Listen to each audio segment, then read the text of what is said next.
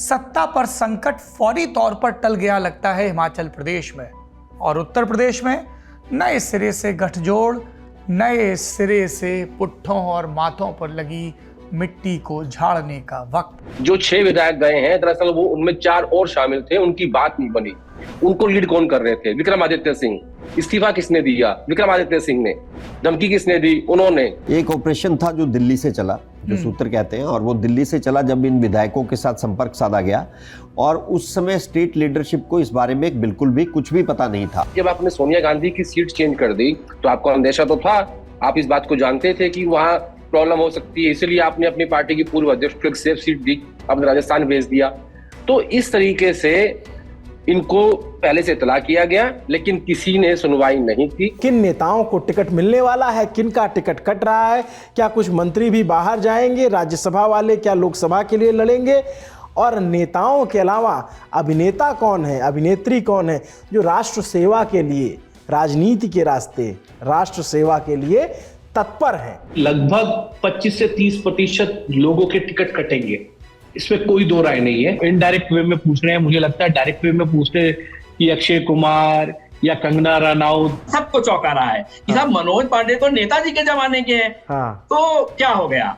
तो भी जो तह में लोग आई कि अरे साहब बात यहाँ की नहीं है, बात तो दूसरे राज्य से चली है, जो फिर यूपी में असर कर गई। जनता के मन में जिज्ञासा होती है, नेता नगरी के दर्शक थोड़ा खुल के समझते हैं ना। तो मैंने कहा नेता नगरी के दर्शक वो आपके इतने मैच्योर है, इतना वो पॉलिटिक्स आप उनको दिखा चुके होते हैं कि वो इशारा कहाँ है वो समझ जाएंगे, नाम हमारे लेने की होती है। जोशे तकमीले तमन्ना है खुदा खैर करे, और खाक होने का अंदेशा है खुदा खैर करे, कि तूने घर एक बुलंदी पे तो बना डाला है फिगार, तू मगर नींद में चलता है खुदा खैर। क्या बात है। अगर आपको पता चले भूमिकाओं का वक्त अब बचा नहीं है, दुरभिसंधियों के खुलासे का वक्त आ गया है। राज्यसभा के चुनाव निपट गए हैं, सत्ता पर संकट फौरी तौर पर टल गया लगता है हिमाचल प्रदेश में, और उत्तर प्रदेश में नए सिरे से गठजोड़, नए सिरे से पुट्ठों और माथों पर लगी मिट्टी को झाड़ने का वक्त। इन सब पर विस्तार से बात करेंगे। नमस्कार, मेरा नाम सौरभ द्विवेदी है। ये लल्लन टॉप का वीकली पॉलिटिकल शो है जिसका नाम है नेता नगरी। नेता नगरी में सबसे पहले बात हिमाचल प्रदेश की। इस पर चर्चा के लिए हमारे साथ 3 वरिष्ठ मेहमान जुड़ रहे हैं। स्टूडियो में मेरे साथ मौजूद हैं वरिष्ठ पत्रकार शशिकांत शर्मा जी। शशिकांत जी, बहुत बहुत स्वागत है आपका। धन्यवाद। दूसरे मेहमान हमारे साथ जुड़ रहे हैं हिमाचल प्रदेश से, हिमाचल दस्तक के संपादक, जिनके पास कहानियों का पिटारा रहता है, हेमंत कुमार जी। आपका भी बहुत बहुत स्वागत है सर। शुक्रिया शुक्रिया। और जल्दी हमारे साथ जुड़ेंगे कांग्रेस को कवर करने वाले पत्रकार, लोकमत समाचार समूह से जुड़े हुए आदेश रावल।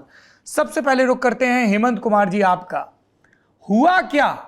कब से खतबदाहट चल रही थी? बीजेपी की तरफ से इस ऑपरेशन को लीड कौन कर रहा था? मुकेश अग्निहोत्री दिल्ली में कैंप किए थे, सुक्खू की सेहत को लेकर खबरें चल रही थी, और ये सब पिछले 6-8 महीने से चल रहा था। विक्रमादित्य तो डे 1 से नाराज थे। नाराजगी की एक झलक उन्होंने अयोध्या में बालक राम के दर्शन के लिए जाते वक्त भी दे दी थी। पर जरा बताइए, भाजपा की तरफ से कमान कौन संभाल रहा था? किसकी हरी झंडी हुई और फिर हर्ष महाजन का कैंडिडेचर आया? हर्ष महाजन की बैकग्राउंड क्या है, और जो बागी हुए और अभी अयोग्य करार दिए गए हैं उनकी पृष्ठभूमि क्या है? फिर उस पर आएंगे। हेमंत जी, आपने बड़ी अच्छी बात की, कुछ शेर से शुरू किया था, तो अभी जो माहौल यहाँ बना हुआ है सब अपने हिसाब से कर रहे हैं, तो उसमें भी एक शेर से मैं भी शुरू करूंगा। इरशाद है कि हमारे फिगार साहब एक शायर हुए यहाँ पे, वो कहते हैं कि जोशे तकमीले तमन्ना है खुदा खैर करे, और खाक होने का अंदेशा है खुदा खैर करे, कि तूने घर एक बुलंदी पे तो बना डाला है फिगार, तू मगर नींद में चलता है खुदा खैर करे। क्या बात है। तो हालत ऐसी है, जैसे आपने कहा हिमाचल में क्या चल रहा है, तो हिमाचल में देखिए मौसम विभाग ने ऑरेंज अलर्ट जारी कर रखा है मौसम का 2 दिन के लिए, कल के लिए और परसों के लिए।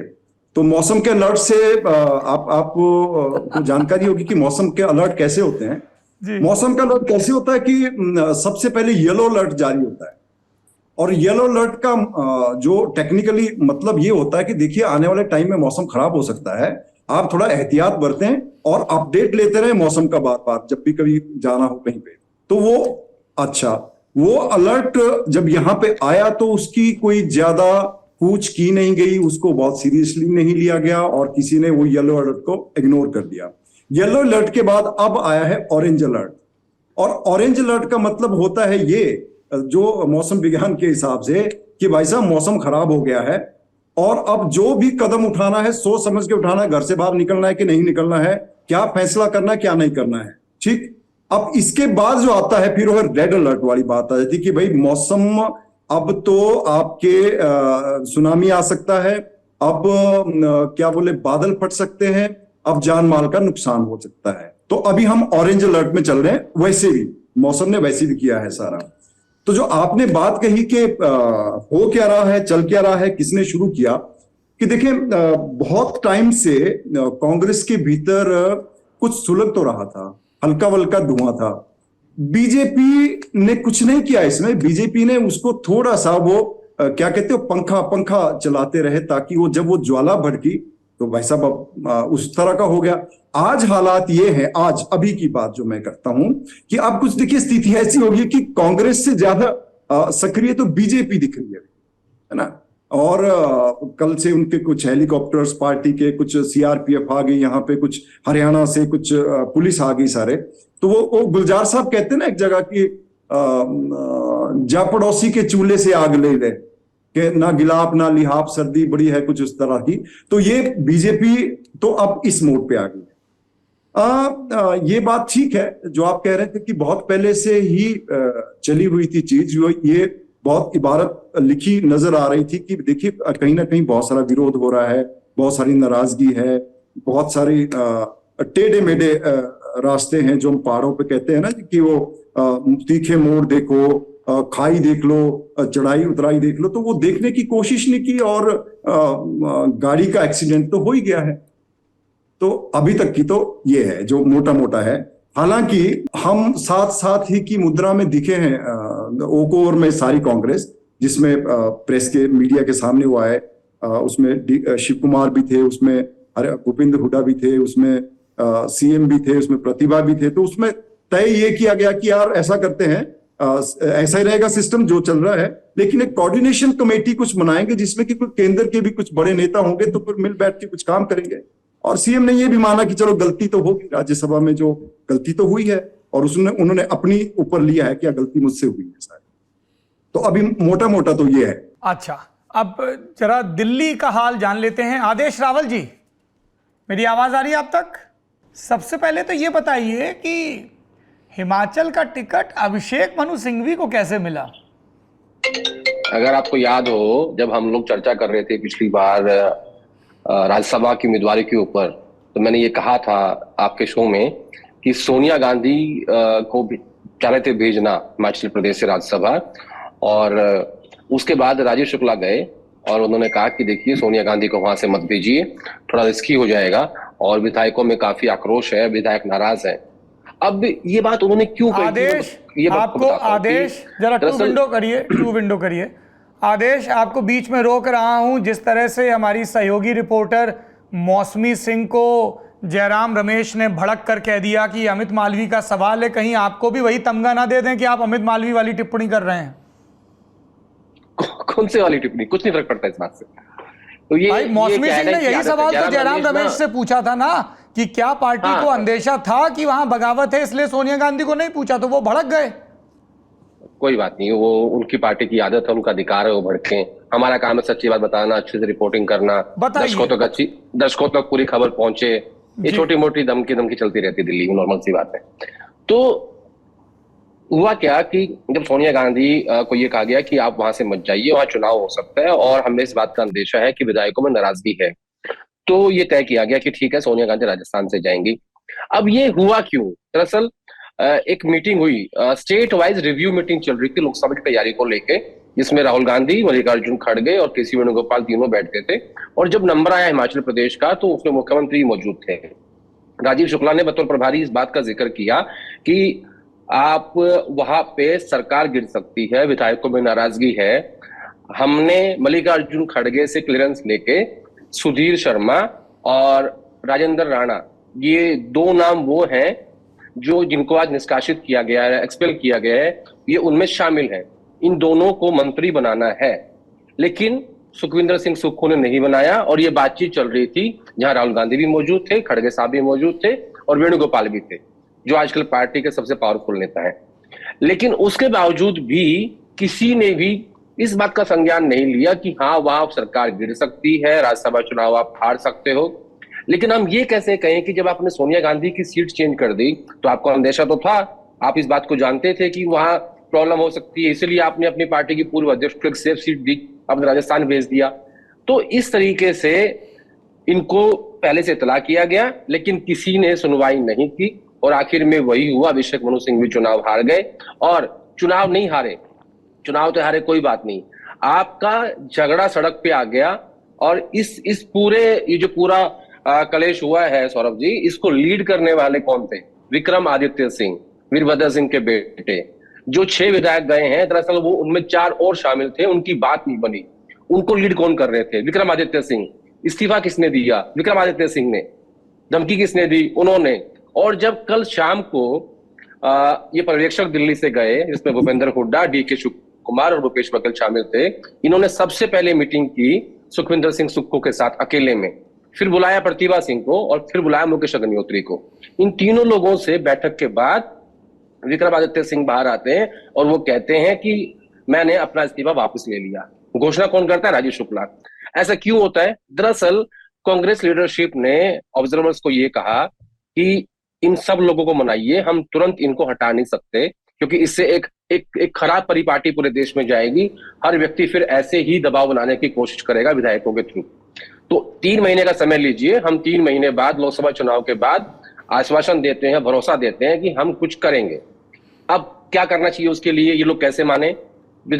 मुख्यमंत्री के विभागों में कटौती की गई है, एक कोऑर्डिनेशन कमेटी बनाई गई है जो सरकार और संगठन के बीच कोऑर्डिनेशन करेगी, और बाकी लोगों को एडजस्ट किया जाएगा।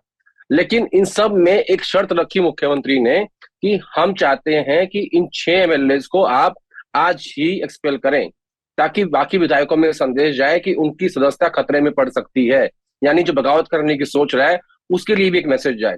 तो मुख्यमंत्री की ये बात कांग्रेस हाईकमांड ने मानी, और बाकी जो बातें थी कि कोऑर्डिनेशन कमेटी और साथ साथ जो डिपार्टमेंट्स है उनको कम करना, इस बात पे मुख्यमंत्री को भी राजी होना पड़ा। बेसिकली क्या है कि राहुल और प्रियंका गांधी दोनों ने मिलकर सुक्खू को बनाया था। अब ये नहीं चाहते थे कि इनके द्वारा बनाया हुआ व्यक्ति जो 1 साल पहले ही बना है और उनको इस तरीके से हटाया जाए, बहाना क्रिएट किया जाएगा, दोबारा से एक माहौल बनेगा, लोकसभा का रिजल्ट उसमें हो सकता है कि कारण बने। लेकिन इस तरीके से दबाव में हटाने के पक्ष में कांग्रेस हाईकमांड नहीं। कई लोगों ने आदेश इस तरफ भी संकेत किया कि जब ये पॉलिटिकल क्राइसिस चल रहा था तब इसे मैनेज करने के लिए राहुल गांधी देश में नहीं थे और प्रियंका गांधी ही सिरा संभाल रही थी। देखिए, ये बात सही है कि राहुल गांधी 2 दिन के अपने कैम्ब्रिज में भाषण देने गए हुए, लेक्चर देने गए हुए, और जब वो यहाँ पे नहीं थे तो उनके ट्रबल शूटर के वेणुगोपाल मौजूद थे। प्रियंका गांधी ने इसलिए संभाला क्योंकि प्रियंका गांधी जब ये विधानसभा चुनाव हुआ था हिमाचल प्रदेश का, तो राहुल गांधी की कन्याकुमारी से कश्मीर तक की यात्रा चल रही थी, और उन्होंने एक दिन भी शायद, जहां तक मुझे याद है, वहां पे कैंपेन नहीं किया था। सरकार बनने के बाद जब सुक्खू साहब ने शपथ ली थी तब राहुल गांधी गए थे, मुझे याद है, उन्होंने व्हाइट टी शर्ट पहनी हुई थी और शपथ ग्रहण में गए थे। उसके बाद से वो नहीं गए, और हिमाचल प्रदेश का पूरा श्रेय भी प्रियंका गांधी को मिला था। एक ओल्ड पेंशन स्कीम और एक प्रियंका गांधी, इन 2 लोगों का एक कंट्रीब्यूशन था जो कहा जाता है। तो प्रियंका गांधी की वहां ज्यादा अच्छी पकड़ है। और आप देखिए, जिन 3 लोगों को पर्यवेक्षक बनाया गया, भूपेंद्र सिंह हुड्डा, भूपेश बघेल, डीके शिव कुमार, तीनों ही लोग प्रियंका गांधी के नजदीकी माने जाते हैं। कांग्रेस के सर्कल्स में कहा जाता है कि ये तीनों लोग प्रियंका गांधी के बहुत ही ज्यादा नजदीकी हैं। उन्हें ही वहां भेजा गया और जैसा ब्रीफ किया गया था वैसे ही उन्होंने इंप्लीमेंट किया। सरकार भी बचाई और मुख्यमंत्री की कुर्सी भी बचाई। तो दिल्ली से संकेत ये दिए गए थे कि सरकार नहीं गिरनी चाहिए किसी भी हालात में।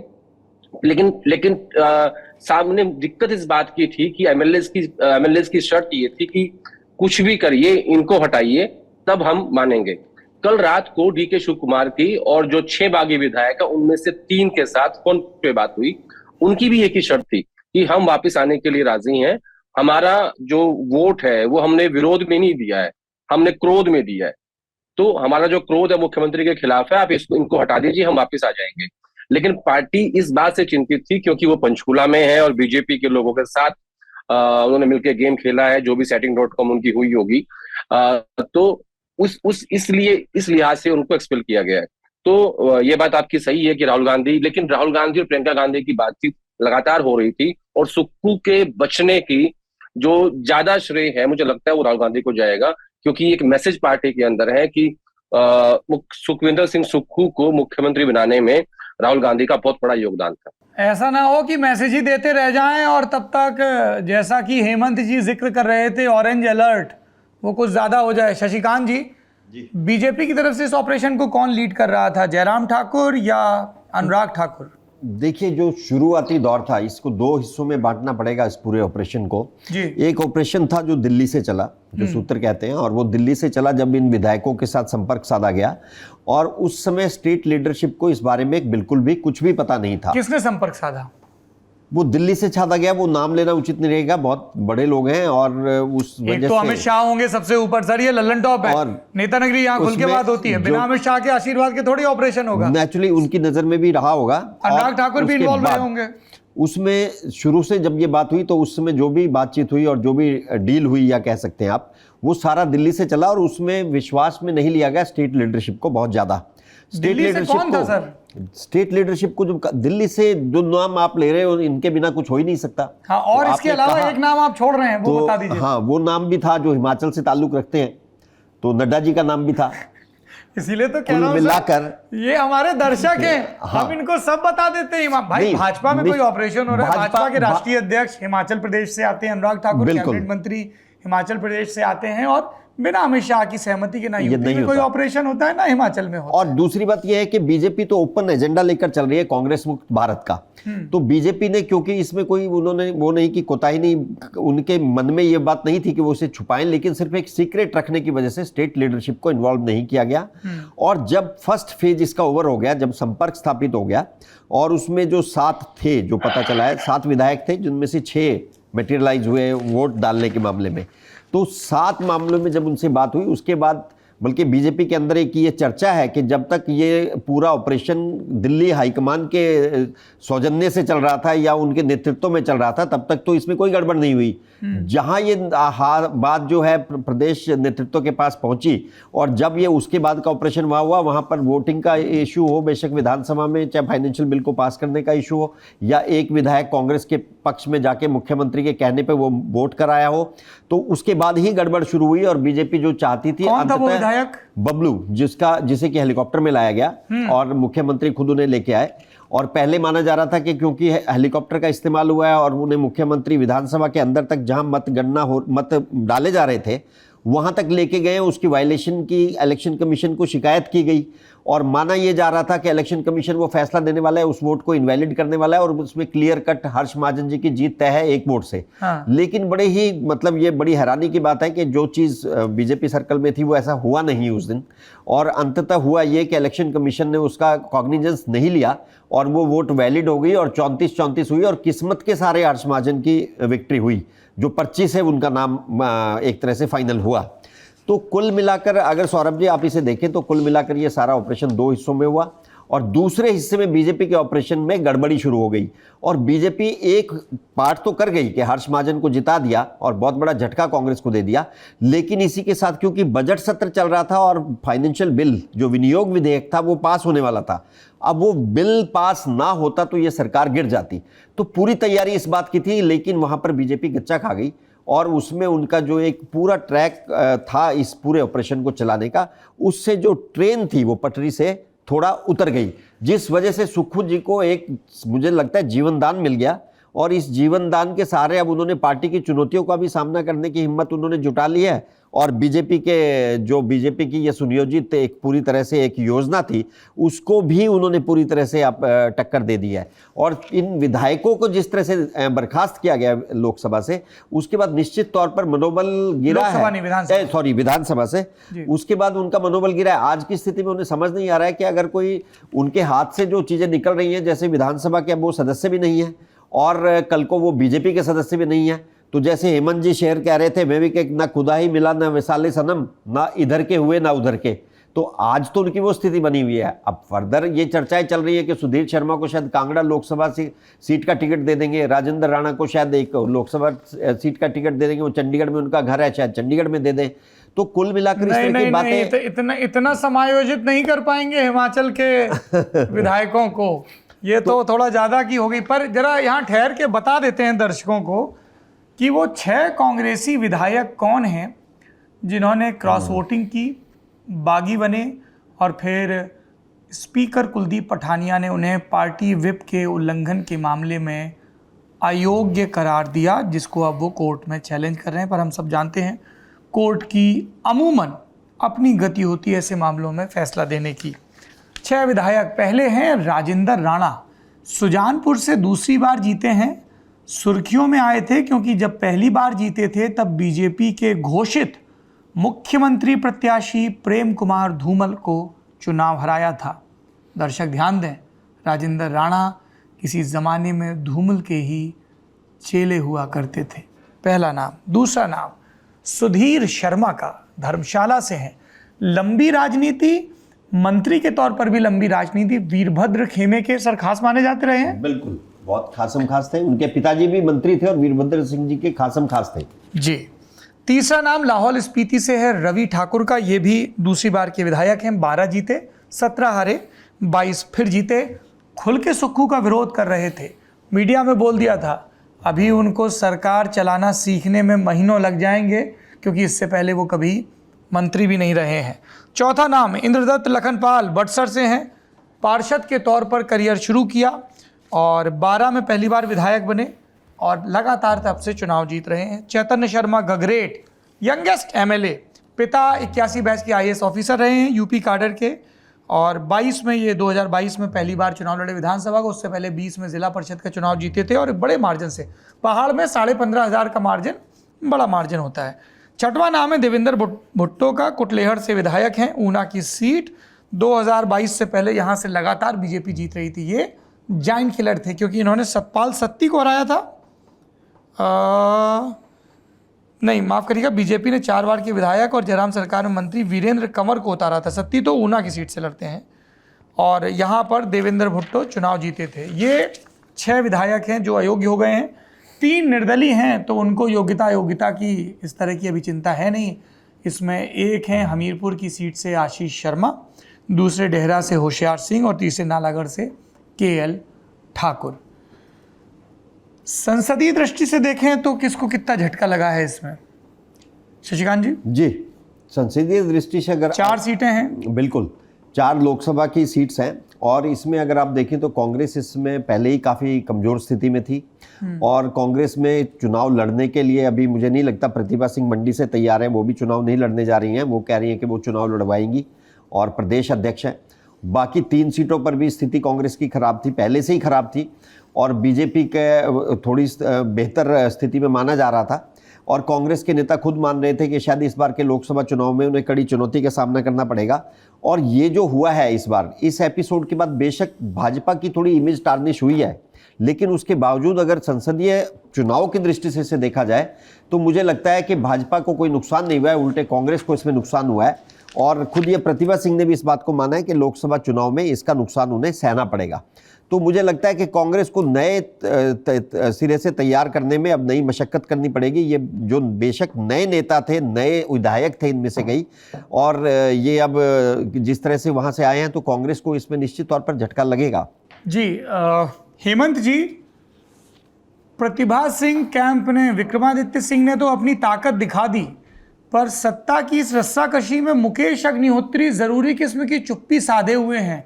कहीं उनको ये तो नहीं लग रहा कि बिल्ली के भाग से छींका फूटेगा, लड़ाई होगी वीरभद्र खेमे की और सुक्खू खेमे की और अंततः कंसेंसस कैंडिडेट के तौर पर उनको सीएम के तौर पर प्रोजेक्ट कर दिया जाएगा? हेमंत जी, अनफॉर्चुनेटली मुकेश जी की अभी धर्मपत्नी का भी देहांत हुआ है और थोड़े उस तरह भी थे। लेकिन जो आप कह रहे हैं कि पॉलिटिकली मुकेश जी तो देखें जब से डिप्टी सीएम बने तब से चुप ही है और अब भी चुप ही है। ठीक है, वो पूरे जो 1 साल ये सरकार को हुआ है इसमें मुझे नहीं लगता कि कभी कोई इस तरह की बात मुकेश जी ने सामने से आके कही।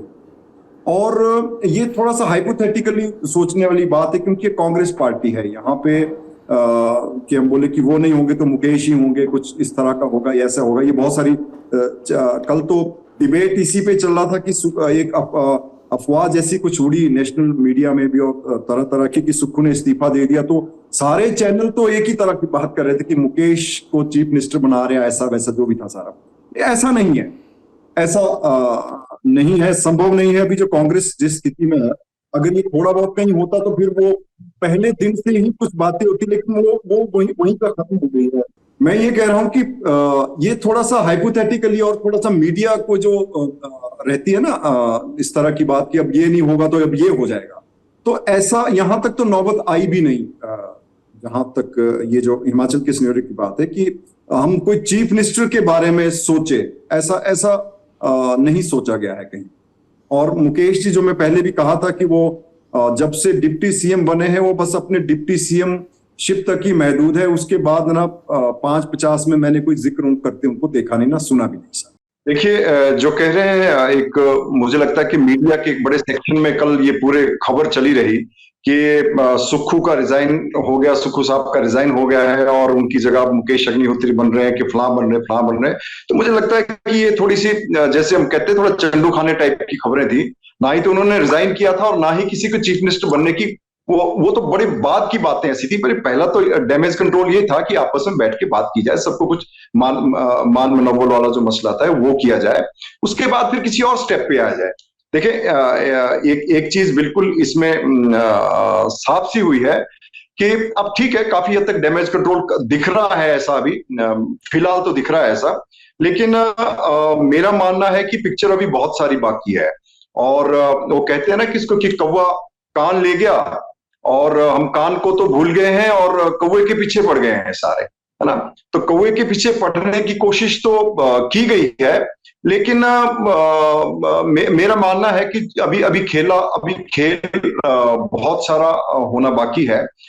ये अलग बात है कि अभी जो दिख रहा है सामने वो ये है, हमारे यहाँ पहाड़ी में एक कहावत है जो विधायकों के साथ हुआ है, जो छह लोगों के साथ हुआ है उनके साथ, कि चलो एक प्लानिंग थी, उन्होंने कुछ करने की ये था, साथ में बीजेपी साथ में जुड़ गई थी, वो पूरी तरह हो नहीं सका। लेकिन हमें एक बात माननी पड़ेगी कि 40 विधायक होने के बावजूद भी 25 विधायकों वाली बीजेपी जिस भी तरह से एक सांसद बना के लेगी, आपकी बगल में से निकाल के ले गई।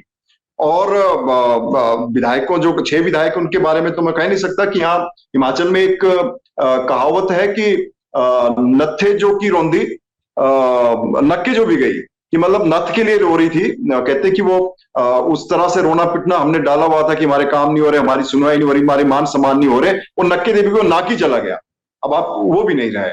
तो ये है मोटा मोटा अभी तक।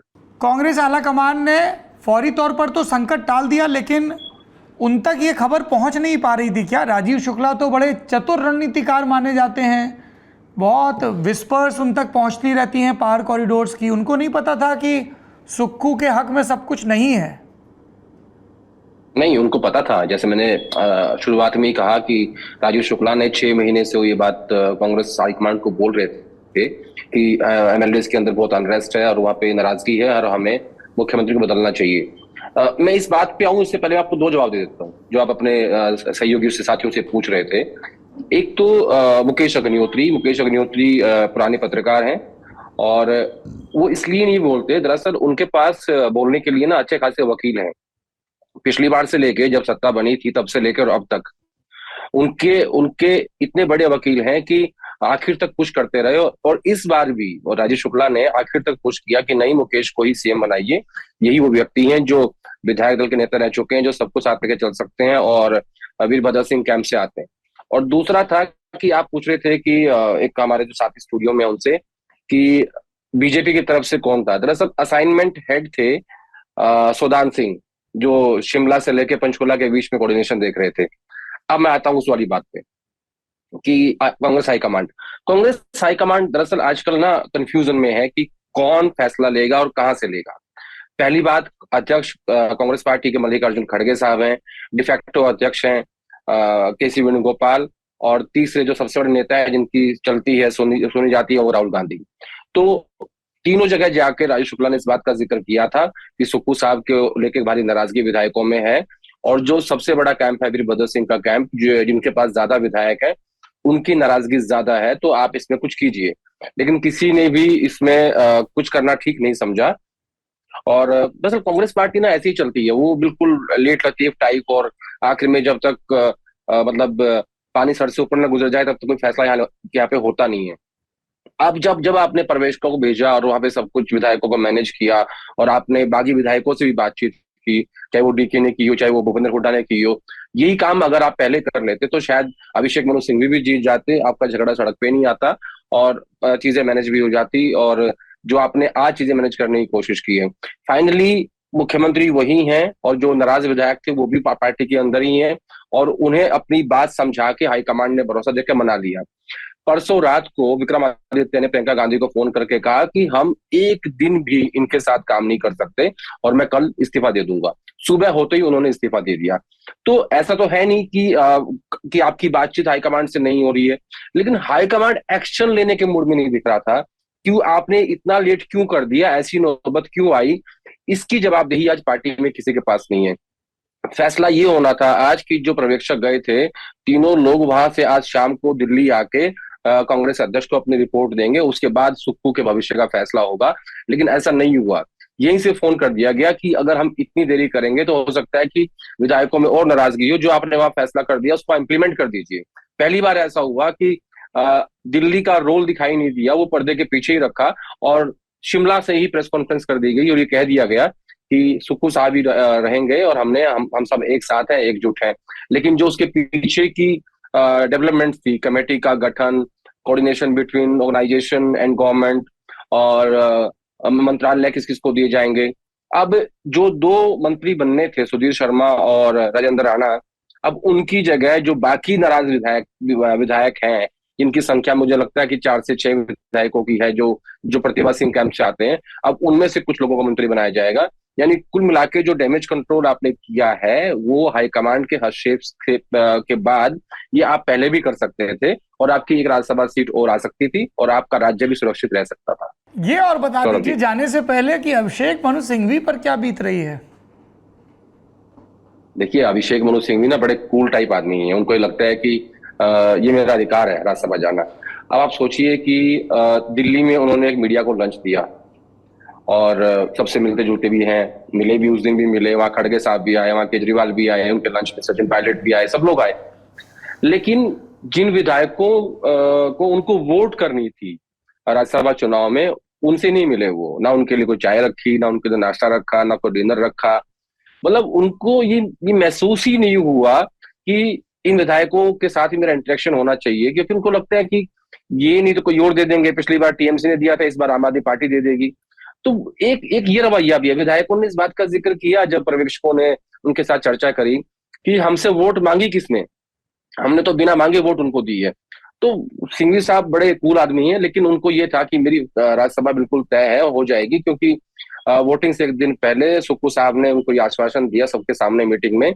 जब ये कहा गया कि कुछ विधायक हमारे नहीं पहुंचे तो उन्होंने कहा चिंता मत करो, मेरा नाम सुक्खू है और 3 विधायक भाजपा के भी हमें वोट देंगे। तो भाजपा का छोड़िए, उनके अपने 6 विधायकों ने क्रॉस वोटिंग कर दी और सिंघवी साहब चुनाव हार गए। हाँ, ये बात सही है कि जिनसे हारे वो पुराने कांग्रेसी हैं, हर्ष महाजन, और काफी वेल कनेक्टेड है कांग्रेस पार्टी में भी। लेकिन मुझे लगता है कि ज्यादा बड़ा धक्का उनको नहीं लगा है सिंघवी साहब को। जो उनके नजदीकी लोग बता रहे हैं कि उनको जैसे अजय माकन पिछली बार हार गए थे तो वो बहुत निराश थे, डिप्रेशन, मतलब बहुत डिप्रेस थे। सिंघवी साहब को ऐसा नहीं है, उनको ये है कि कोई भी पार्टी कांग्रेस के अलावा मुझे राज्यसभा भेज देगी। हाँ, वकीलों के ये जलवे तो हैं ही, यकीन ना हो तो कपिल सिब्बल से पूछ लीजिए। वैसे ये बताइए, कपिल सिब्बल से, जी हाँ, कपिल सिब्बल से इनकी जो सिंघवी साहब की लास्ट टीएमसी से आए थे, उनके समर्थन से आए थे, ये कांग्रेस प्लस टीएमसी के समर्थन से आए थे। और इस बार भी इनको आम आदमी पार्टी से वो पड़ता, क्योंकि सारे बड़े केसेस जो लड़ रहे हैं, ये मनीष सिसोदिया का हो, सत्येंद्र जैन का हो, संजय सिंह का हो, या अरविंद केजरीवाल का हो, सारे केसेस तो अभिषेक मनु सिंघवी के पास है। और आज की जो टॉप शॉट लॉयर है हिंदुस्तान के, दिल्ली के, वो अभिषेक मनु सिंघवी तो हैं। इनकी अगर फीस का जिक्र कर लिया जाए तो आप हैरान हो जाएंगे। कर दीजिए हैरान हमको बता के आप। नहीं, मतलब अगर ये एक बार कोर्ट में पेश होते हैं और कहते हैं मिलोड, और वो कहते हैं कि adjourn for the next hearing, इतने में ही चेक कट जाता है, इतना ही काफी है। और जब ये दिल्ली से बाहर जाएंगे के लिए, कितने का कटता है? मुझे लगता है मिनिमम 6 से 7 लाख का दिल्ली में कटता है, सिर्फ एक बार माय लॉर्ड बोलने का। और जब ये दिल्ली से बाहर जाएंगे आपका केस लड़ने किसी भी हाई कोर्ट में, तो एक स्पेशल प्लेन चाहिए होता है, उसकी फीस डबल हो जाती है, और कोर्ट रूम से बाहर आते ही इनका बंदा आपसे चेक ले लेगा। वहां कोई वेटिंग नहीं है, जैसे लिखा होता है ना वो आज नगद कल उधार, वो वाला मैटर नहीं है सिंघवी साहब का। और पार्टी को भी इस बात का एहसास कराते हैं, नहीं जब ये पार्टी का केस लड़ते हैं इस बात का एहसास कराते हैं कि बिल काटेंगे पूरा, लिखेंगे पूरा अमाउंट कि मेरी इतनी फीस है, एक लाइन खींचेंगे नीचे लिखेंगे नील, ये मैंने छोड़ दी पार्टी के लिए। एहसास पूरा कराते हैं कि इतनी फीस मैंने पार्टी के लिए छोड़ी है, तो बिल भेजेंगे बकायदा, बताएंगे कि मेरी इतनी फीस बनती थी, तो उसको नील कर देंगे ताकि आपको पता रहे कि ये काम फ्री में नहीं होता। कपिल सिब्बल भी ऐसा करते हैं अभिषेक क्या? नहीं, कपिल सिब्बल ऐसा नहीं करते। कपिल सिब्बल जो है मुझे लगता है कि 100 में से 40 केस तो वो मुझे लगता है सामाजिक अपने जनाधार के लिए या सामाजिक लोगों के लिए। जैसे मैं आपको उदाहरण देता हूँ, एक केस है प्रेस क्लब की जमीन का जो मिलना था, तो लोग उनके पास गए, साहब हमारे पास पैसे नहीं है, हमारा केस लड़ लीजिए, तो वो वही लड़ रहे हैं।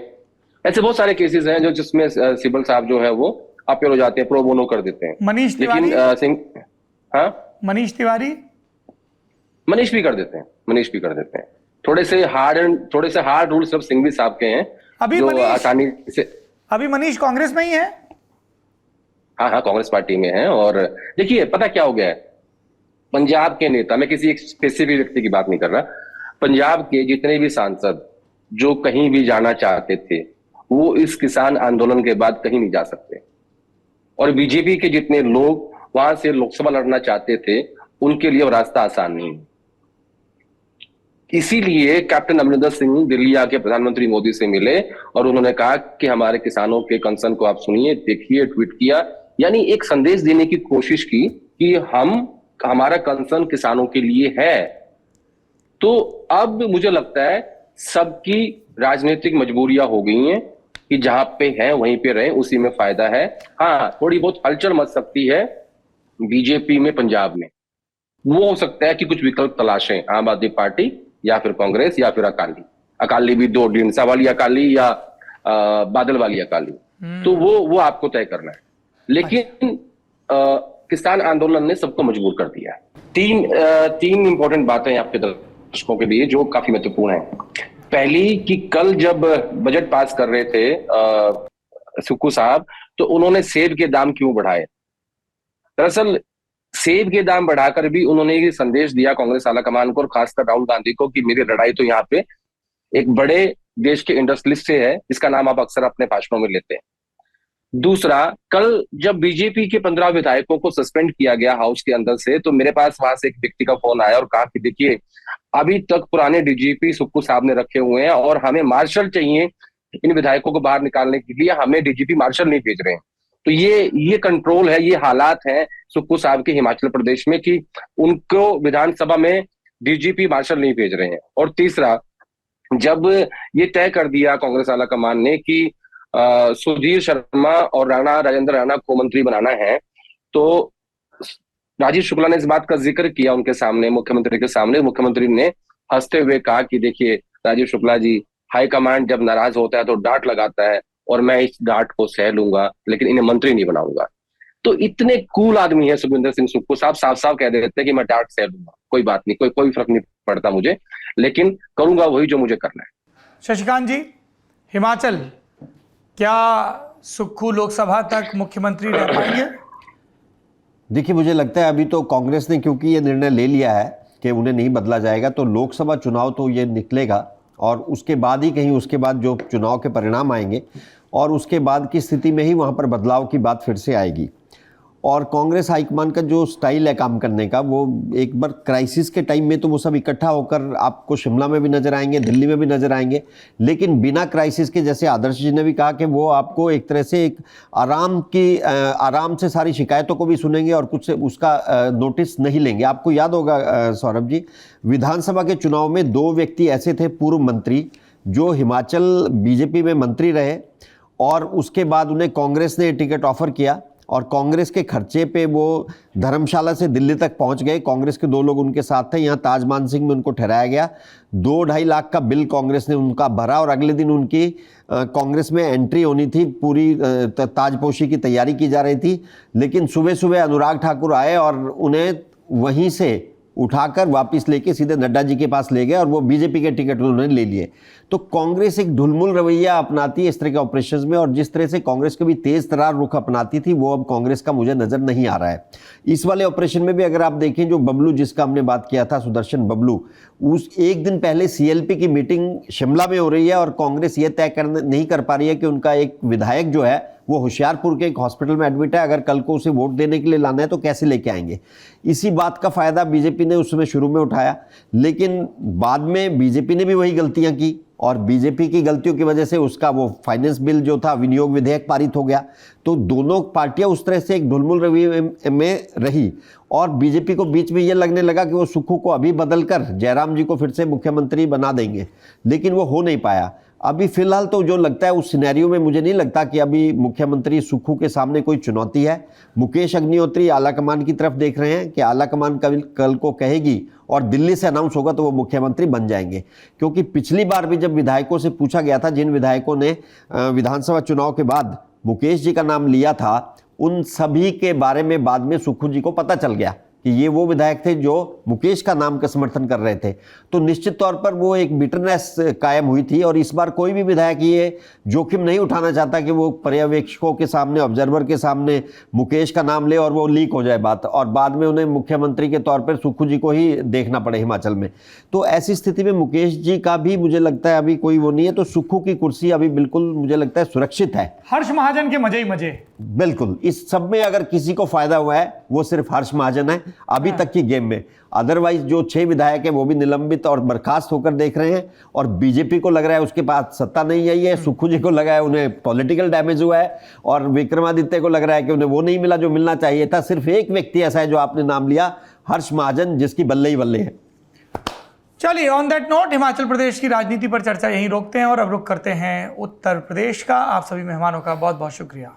चलेंगे उत्तर प्रदेश पे भी चलेंगे। सौरभ जी ने कहा है तो जाना ही पड़ेगा, लेकिन उससे पहले एक खबर अपडेट हो गई है और खबर ये है कि लोकसभा चुनाव 2024 के लिए भारतीय जनता पार्टी सत्ताधारी दल की मैराथन बैठकें देर रात्रि वाली शुरू हो चुकी हैं, क्योंकि अब टिकटों के नाम का ऐलान होना है।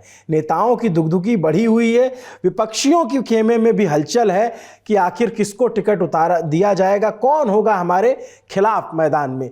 इसके लिए भारतीय जनता पार्टी की एक लंबी बैठक 29 फरवरी की देर रात 11 बजे से लेकर रात के 3 बजे तक प्रधानमंत्री मोदी की मौजूदगी में हुई। तो किन नेताओं को टिकट मिलने वाला है, किन का टिकट कट रहा है, क्या कुछ मंत्री भी बाहर जाएंगे, राज्यसभा वाले क्या लोकसभा के लिए लड़ेंगे, और नेताओं के अलावा अभिनेता कौन है, अभिनेत्री कौन है जो राष्ट्र सेवा के लिए, राजनीति के रास्ते राष्ट्र सेवा के लिए तत्पर हैं। इन सब पर बात करेंगे नेता नगरी के दूसरे सेशन में। नमस्ते, मेरा नाम अभिनव पांडे है। सौरभ जी समय की व्यस्तता और समय की कमी की वजह से उन्हें जाना पड़ा है। इस सत्र में मेरे साथ बात करने के लिए मौजूद हैं हिमांशु जी, जो इंडिया टुडे ग्रुप के पॉलिटिकल एडिटर हैं। आप उन्हें देखते रहते हैं नेता नगरी में। इसके अलावा जतिन टक्कर हैं, जो इकोनॉमिक्स टाइम्स के लिए भारतीय जनता पार्टी कवर करते हैं। दोनों का बहुत बहुत स्वागत है। पहला सवाल मेरा हिमांशु जी से है। हिमांशु जी के पास बहुत सारी जानकारी, लेकिन समय कम है। समय कम इसलिए क्योंकि जहां से मैं और सौरभ जी और हमारे तमाम साथी पढ़े हुए हैं, Indian institute of mass communication, वहां पे आज हिमांशु जी लेक्चर देने जा रहे हैं बच्चों को, जो नई पौध आने वाली पत्रकारिता की, उनको पढ़ाने के लिए गए हुए हैं, कुछ ज़रूरी लेसन देंगे। तो हिमांशु सर, आपके पास समय कम है और जानकारी बहुत ज़्यादा है, मीटिंग बहुत महत्वपूर्ण हुई है, तो जितनी जानकारी हो सकती है दे दीजिए नेता नगरी के दर्शकों को। चलो अभिनव, मेरे को बुलाया गया है। जिस इंस्टीट्यूट से आप लोग पढ़े वो देश का सर्वोच्च मास कम्युनिकेशन का इंस्टीट्यूट है और बड़े बड़े लोग वहां से निकले हैं। मैं तो उस इंस्टीट्यूट से पढ़ा नहीं, ये मेरा दुर्भाग्य है। लेकिन फिर भी मैं एक चीज कहना चाहता हूं, क्योंकि मुझे चुना है वहां पर लेक्चर के लिए, तो मैं सोचता रहा कि मैं अभी इतना बड़ा नहीं हुआ हूं कि कोई लेक्चर दे सकूं या समझा सकूं या पढ़ा सकूं। अभी मेरा पढ़ने का प्रोसेस खुद का चल रहा है। लेकिन बहरहाल क्योंकि मैं राजनीति कवर करता हूं और कोई भी राजनेता चुने जाने के बाद कहे कि मुझे नहीं चुनना है, ये ठीक नहीं है, होता है, इससे संदेश गलत चला जाता है। इसीलिए मैंने वो निमंत्रण जो है स्वीकार कर लिया। लेकिन कल जो देर रात मीटिंग हुई उसमें उत्तर प्रदेश के, पश्चिमी उत्तर प्रदेश को लेकर, ब्रज क्षेत्र को लेकर बैठक हुई है, असम को लेकर बैठक हुई, झारखंड को लेकर बैठक हुई है, हरियाणा को लेकर हुई है और जम्मू कश्मीर, तेलंगाना के साथ जो है गोवा को लेकर बैठक हुई है। और एक चीज मैं आपको बता देता हूं अभिनव, कि बीजेपी का जो फीडबैक सिस्टम है वो बहुत मजबूत है। नमो ऐप के जरिए फीडबैक लिया गया है। हर कॉन्स्टिट्यूंसी में लोगों से पूछा गया कि आपके यहाँ कौन से नेता ज्यादा लोकप्रिय हैं, कौन से नेता ज्यादा सामाजिक कार्यों में जो है बढ़ चढ़ कर हिस्सा लेते हैं, आपके जो सांसद हैं उनके बारे में आपका क्या विचार है। ये सारी चीजें जो है वो पूछी गई है और बीजेपी खुद से फीडबैक के साथ साथ जो है सर्वे भी कराती है और जमीनी कार्यकर्ताओं का जो फीडबैक है वो तो उनके लिए बहुत मायने होता है। और साथ ही साथ भारतीय जनता पार्टी का एक बड़ा सिस्टम ये है कि जो भी सरकारी कार्यक्रम होते हैं या पार्टी के कार्यक्रम होते हैं उस पे सांसद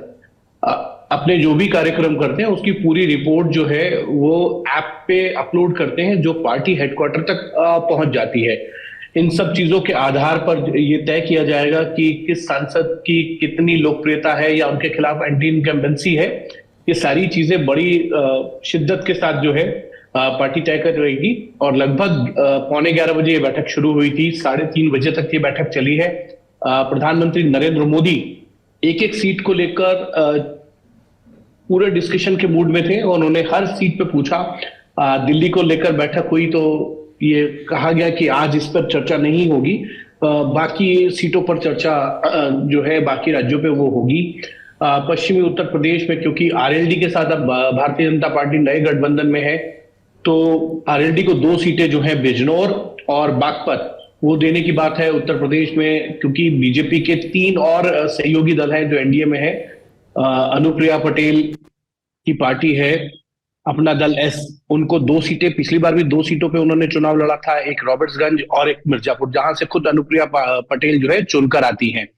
उनके अलावा ओम प्रकाश राजभर की जो सुभाषा पार्टी है उसको 1 सीट घोसी से देने की बात तय हुई है। और उसके साथ जो है वो निषाद पार्टी के सांसद हैं प्रवीण निषाद, जो बहरहाल संत कबीर नगर से जो है सांसद हैं, भारतीय जनता पार्टी के सिंबल पे लड़े थे। अब देखना यह है कि प्रवीण निषाद इस बार भी भारतीय जनता पार्टी के सिंबल पे लड़ेंगे या संजय निषाद के। लेकिन एक चीज मैं आपको बता दूं कि लगभग 25 से 30% लोगों के टिकट कटेंगे, इसमें कोई दो राय नहीं है। और कल ज्यादातर जिन सीटों पर डिस्कशन हुआ है वो ये है जहां बीजेपी को हार का सामना करना पड़ा या जिन सीटों पर 2019 में बीजेपी को बहुत कम अंतर से जीत मिली थी। तो तमाम इन सब चीजों को अगर हम देखेंगे तो अभिनव मुझे लगता है कि लगभग 125 उम्मीदवारों की सूची जो है पहली लिस्ट में आएगी, जिसमें कई बड़े नेता यानी प्रधानमंत्री नरेंद्र मोदी, क्योंकि वो वाराणसी से 2 बार के सांसद हैं और वाराणसी में जिस तरीके की उनकी लोकप्रियता है तो वाराणसी से तो वो चुनाव लड़ रहे हैं और उनका नाम घोषित किया जाएगा पहली सूची में। साथ में देश के गृह मंत्री अमित शाह, गांधीनगर से उनका नाम की घोषणा होगी, वो वर्तमान में भी गांधीनगर से ही सांसद हैं। साथ ही साथ जो है रक्षा मंत्री राजनाथ सिंह जो लखनऊ से सांसद हैं, उनके भी नाम की घोषणा जो है पहली ही सूची में कर दी जाएगी। जेपी नड्डा, उन्होंने चुनाव नहीं लड़ा है, नहीं लड़ेंगे लोकसभा का, उनको पार्टी ने पहले ही राज्यसभा के रास्ते जो है संसद में भेज दिया है और पार्टी के पूरे प्रचार की, संगठन की जिम्मेदारियों की कमान जो है वो जेपी नड्डा के पास ही रहेगी इस पूरे चुनाव के अंदर। तो बीजेपी ने एक तरीके से 370 को लेकर एक टारगेट फिक्स कर लिया है। और एक बात प्रधानमंत्री नरेंद्र मोदी ने पीछे कन्वेंशन जो बीजेपी का हुआ था उसमें एक बात कही थी कि आपको हर बूथ पर 370 वोट बढ़ाने होंगे। अच्छा। तब जब आप जो है जाकर 370 सीटें जीतेंगे। तो कहीं ना कहीं बीजेपी लार्ज पर्सपेक्टिव में सोच रही है कि 370 कैसे पहुंचा जाए, उसके लिए मिशन मूड में है। साउथ में यानी दक्षिण भारत में जो है प्रधानमंत्री नरेंद्र मोदी ही नहीं बल्कि गृह मंत्री अमित शाह, जेपी नड्डा, राजनाथ सिंह तमाम दौरे कर रहे हैं, क्योंकि 164 सीटें बीजेपी ने वो आइडेंटिफाइड की थी जिन सीटों पर जो है भारतीय जनता पार्टी को 2019 के लोकसभा चुनाव में हार का सामना करना पड़ा था या जीत का मार्जिन कम था। तो उन सीटों में ज्यादातर सीटें जो है वो तमिलनाडु से हैं, केरल से हैं, तेलंगाना की है, आंध्र प्रदेश की है और बंगाल की है।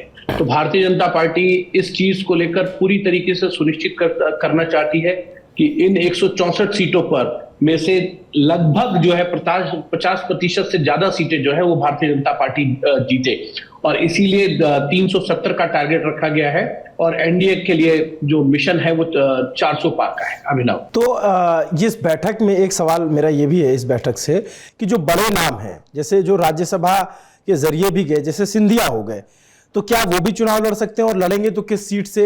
शिवराज सिंह चौहान एक बड़ा नाम जो अभी विधानसभा के बाद वो साइडलाइन हो गए, मुख्यमंत्री नहीं बन पाए, तो क्या इस तरीके के चेहरों को भी बीजेपी अपने टिकट पर उतार सकती है? देखिए, बिल्कुल बड़े लोगों को भी उतारा जाएगा और पार्टी ने पहले ही तय कर लिया था राज्यसभा चुनाव से पहले जो मंत्री 2 बार जिनके टर्म राज्यसभा के पूरे हो चुके हैं, जिनमें धर्मेंद्र प्रधान है, भूपेंद्र यादव है, मनसुख मंडाविया है, साथ में जो है वो पुरुषोत्तम रूपाला है, ये तमाम ऐसे लोग हैं जिनको कह दिया गया था कि आपको लोकसभा लड़ना होगा और उनसे पूछा भी गया कि आप कौन सी सीट ज्यादा प्रेफर करते हैं, कौन सी सीट जो है आपको ज्यादा सूट करती है, उसके नाम भी पूछे गए थे। तो मुझे लगता है कि मनसुख मंडाविया जो है वो भावनगर से अपना भाग्य आजमा सकते हैं, पुरुषोत्तम रूपाला जो है वो अमरेली और राजकोट से अपने भाग्य को आजमाएंगे, और साथ ही साथ जो है वो भूपेंद्र यादव महेंद्रगढ़ भिवानी सीट से, या फिर ये कहा जा सकता है कि अलवर की सीट भी उनके लिए खाली है, मौका है, क्योंकि महंत बाबा बालकनाथ जो है वो विधानसभा में पहुंच गए हैं, जो वहां से सांसद थे। इसी तरीके से धर्मेंद्र प्रधान जो है संबलपुर से चुनाव की तैयारी पहले से ही उन्होंने शुरू कर दी है। तो ज्योतिरादित्य सिंधिया गुना, ग्वालियर, मुरैना, ये तीनों ही सीटें उनके लिए बड़ी सेफेस्ट हैं। कहां से वो लड़ेंगे, क्योंकि पिछली बार वो गुना से चुनाव लड़े थे तो केपी यादव ने उनको जो है वो चुनाव हरा दिया था, और उसके बाद वो भारतीय जनता पार्टी में आ गए हैं। अब देखना यह है कि वो किस सीट से चुनाव लड़ना चाहते हैं और उनकी जो राय ली गई है उसके बाद पार्टी क्या डिसाइड करती है। लेकिन इतना जरूर है कि ज्योतिरादित्य सिंधिया पर पार्टी भरोसा कर सकती है, क्योंकि ग्वालियर रीजन में इस बार भारतीय जनता पार्टी का परफॉर्मेंस जो है वो उम्मीदों के मुताबिक गया। तो उसमें पार्टी का भी मानना है कि ज्योतिरादित्य सिंधिया का योगदान बहुत है। दूसरी तरफ शिवराज सिंह चौहान है भोपाल या विदिशा सीट, जिस विदिशा सीट से शिवराज सिंह चौहान जो है 3 बार जो है सांसद रहे हैं, तो ऐसे में उन्होंने भी अपनी चॉइस उनसे पूछी गई होगी तो विदिशा बताई होगी। लेकिन पार्टी के लिए भोपाल उनको लगता है कि ज्यादा सेफेस्ट सीट है और बीजेपी का गढ़ माना जाता है। वहां से साध्वी प्रज्ञा 2019 में चुनाव जीत के आई थी, लेकिन वो अपने विवादास्पद बयानों को लेकर हमेशा जो है वो लोगों के बीच में नजर आई हैं। उनके विवादास्पद बयान को लेकर पार्टी को कई बार जो है नुकसान भी हुआ है और पार्टी इसको लेकर एम्बैरेस भी फील करती रही है। तो मुझे लगता है कि विदिशा या फिर भोपाल, शिवराज सिंह चौहान इन दोनों सीटों में से कहीं पे भी चुनाव लड़ सकते हैं। और साथ ही साथ जो है जिन लोकसभा जो राज्यसभा के जिनके टर्म्स अभी खत्म हुए 2024 में, उन सब सांसदों से भी पूछा गया था कि आपको कहां से चुनाव लड़ना है, तो उन सब लोगों ने भी अपने अपने जो उनकी पसंदीदा लोकसभा सीटें उनका नाम दिया था। तो मुझे लगता है कि ज्यादातर राज्यसभा के जिनके टर्म्स खत्म हुए हैं वो भी कहीं ना कहीं से लोकसभा चुनाव जो है जल्दी ही लड़ते नजर आएंगे। अच्छा, नेता तो लड़ते नजर आएंगे, क्या कुछ अभिनेता और अभिनेत्री भी चुनाव लड़ सकते हैं?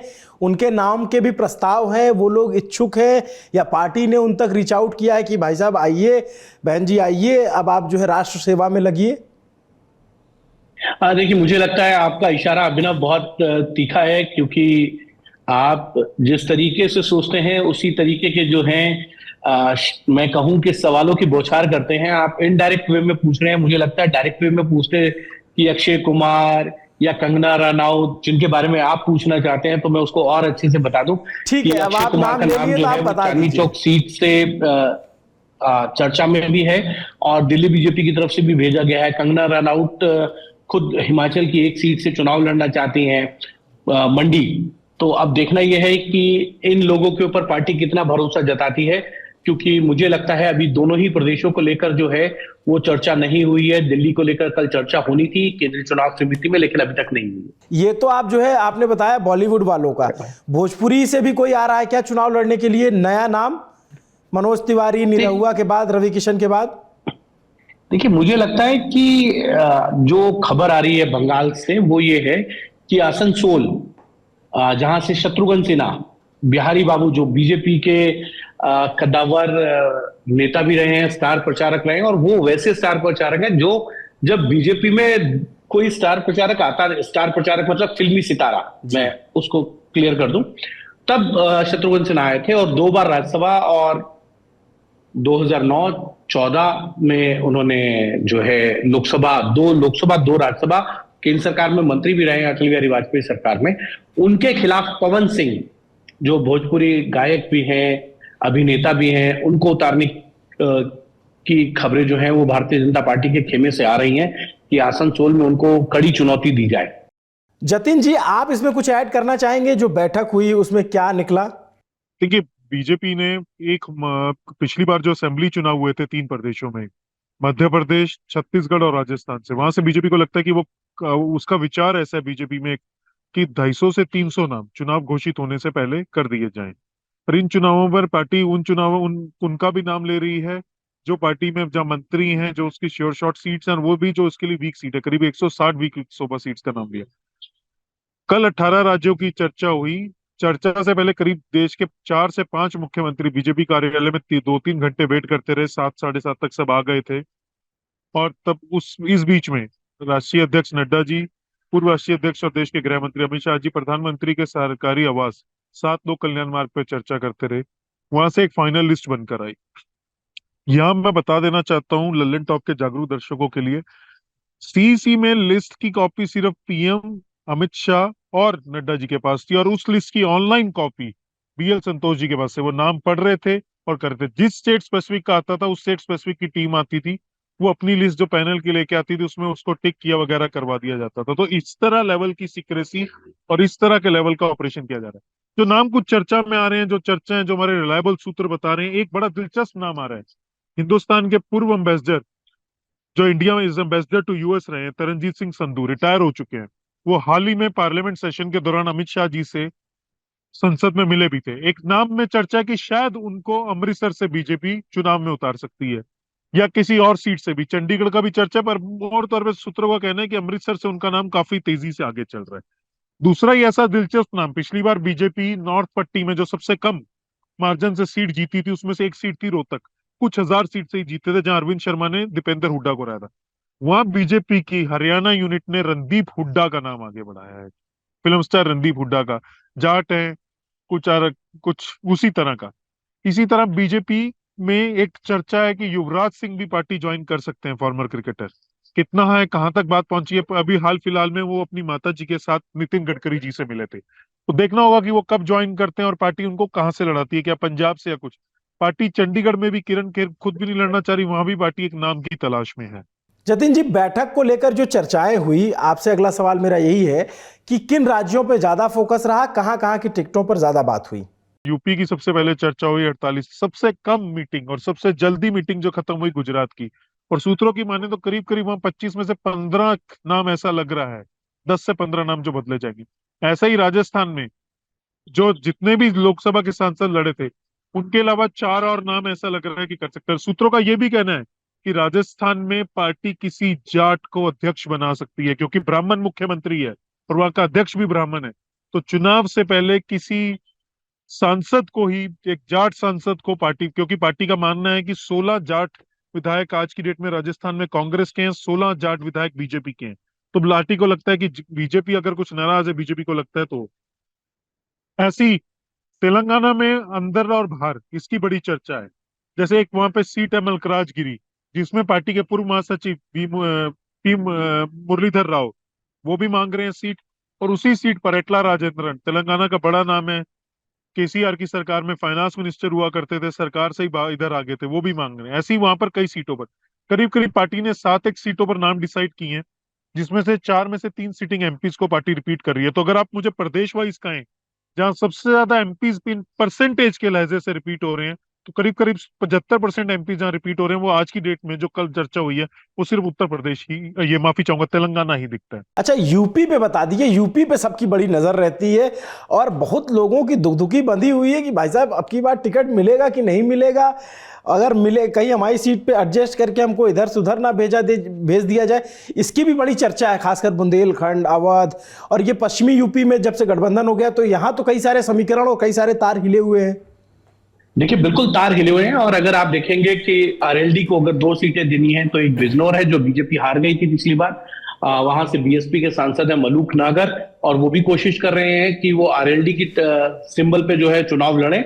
और एक बागपत सीट है जहां से सत्यपाल सिंह जो आईपीएस अधिकारी रहे हैं, मुंबई में पुलिस कमिश्नर रहे हैं, वो वहां से सांसद हैं, केंद्र में मंत्री भी रहे हैं, तो उनकी सीट जो है वो अभी तक जो हमारी जानकारी है वो आरएलडी को जाने वाली है, जयंत चौधरी को।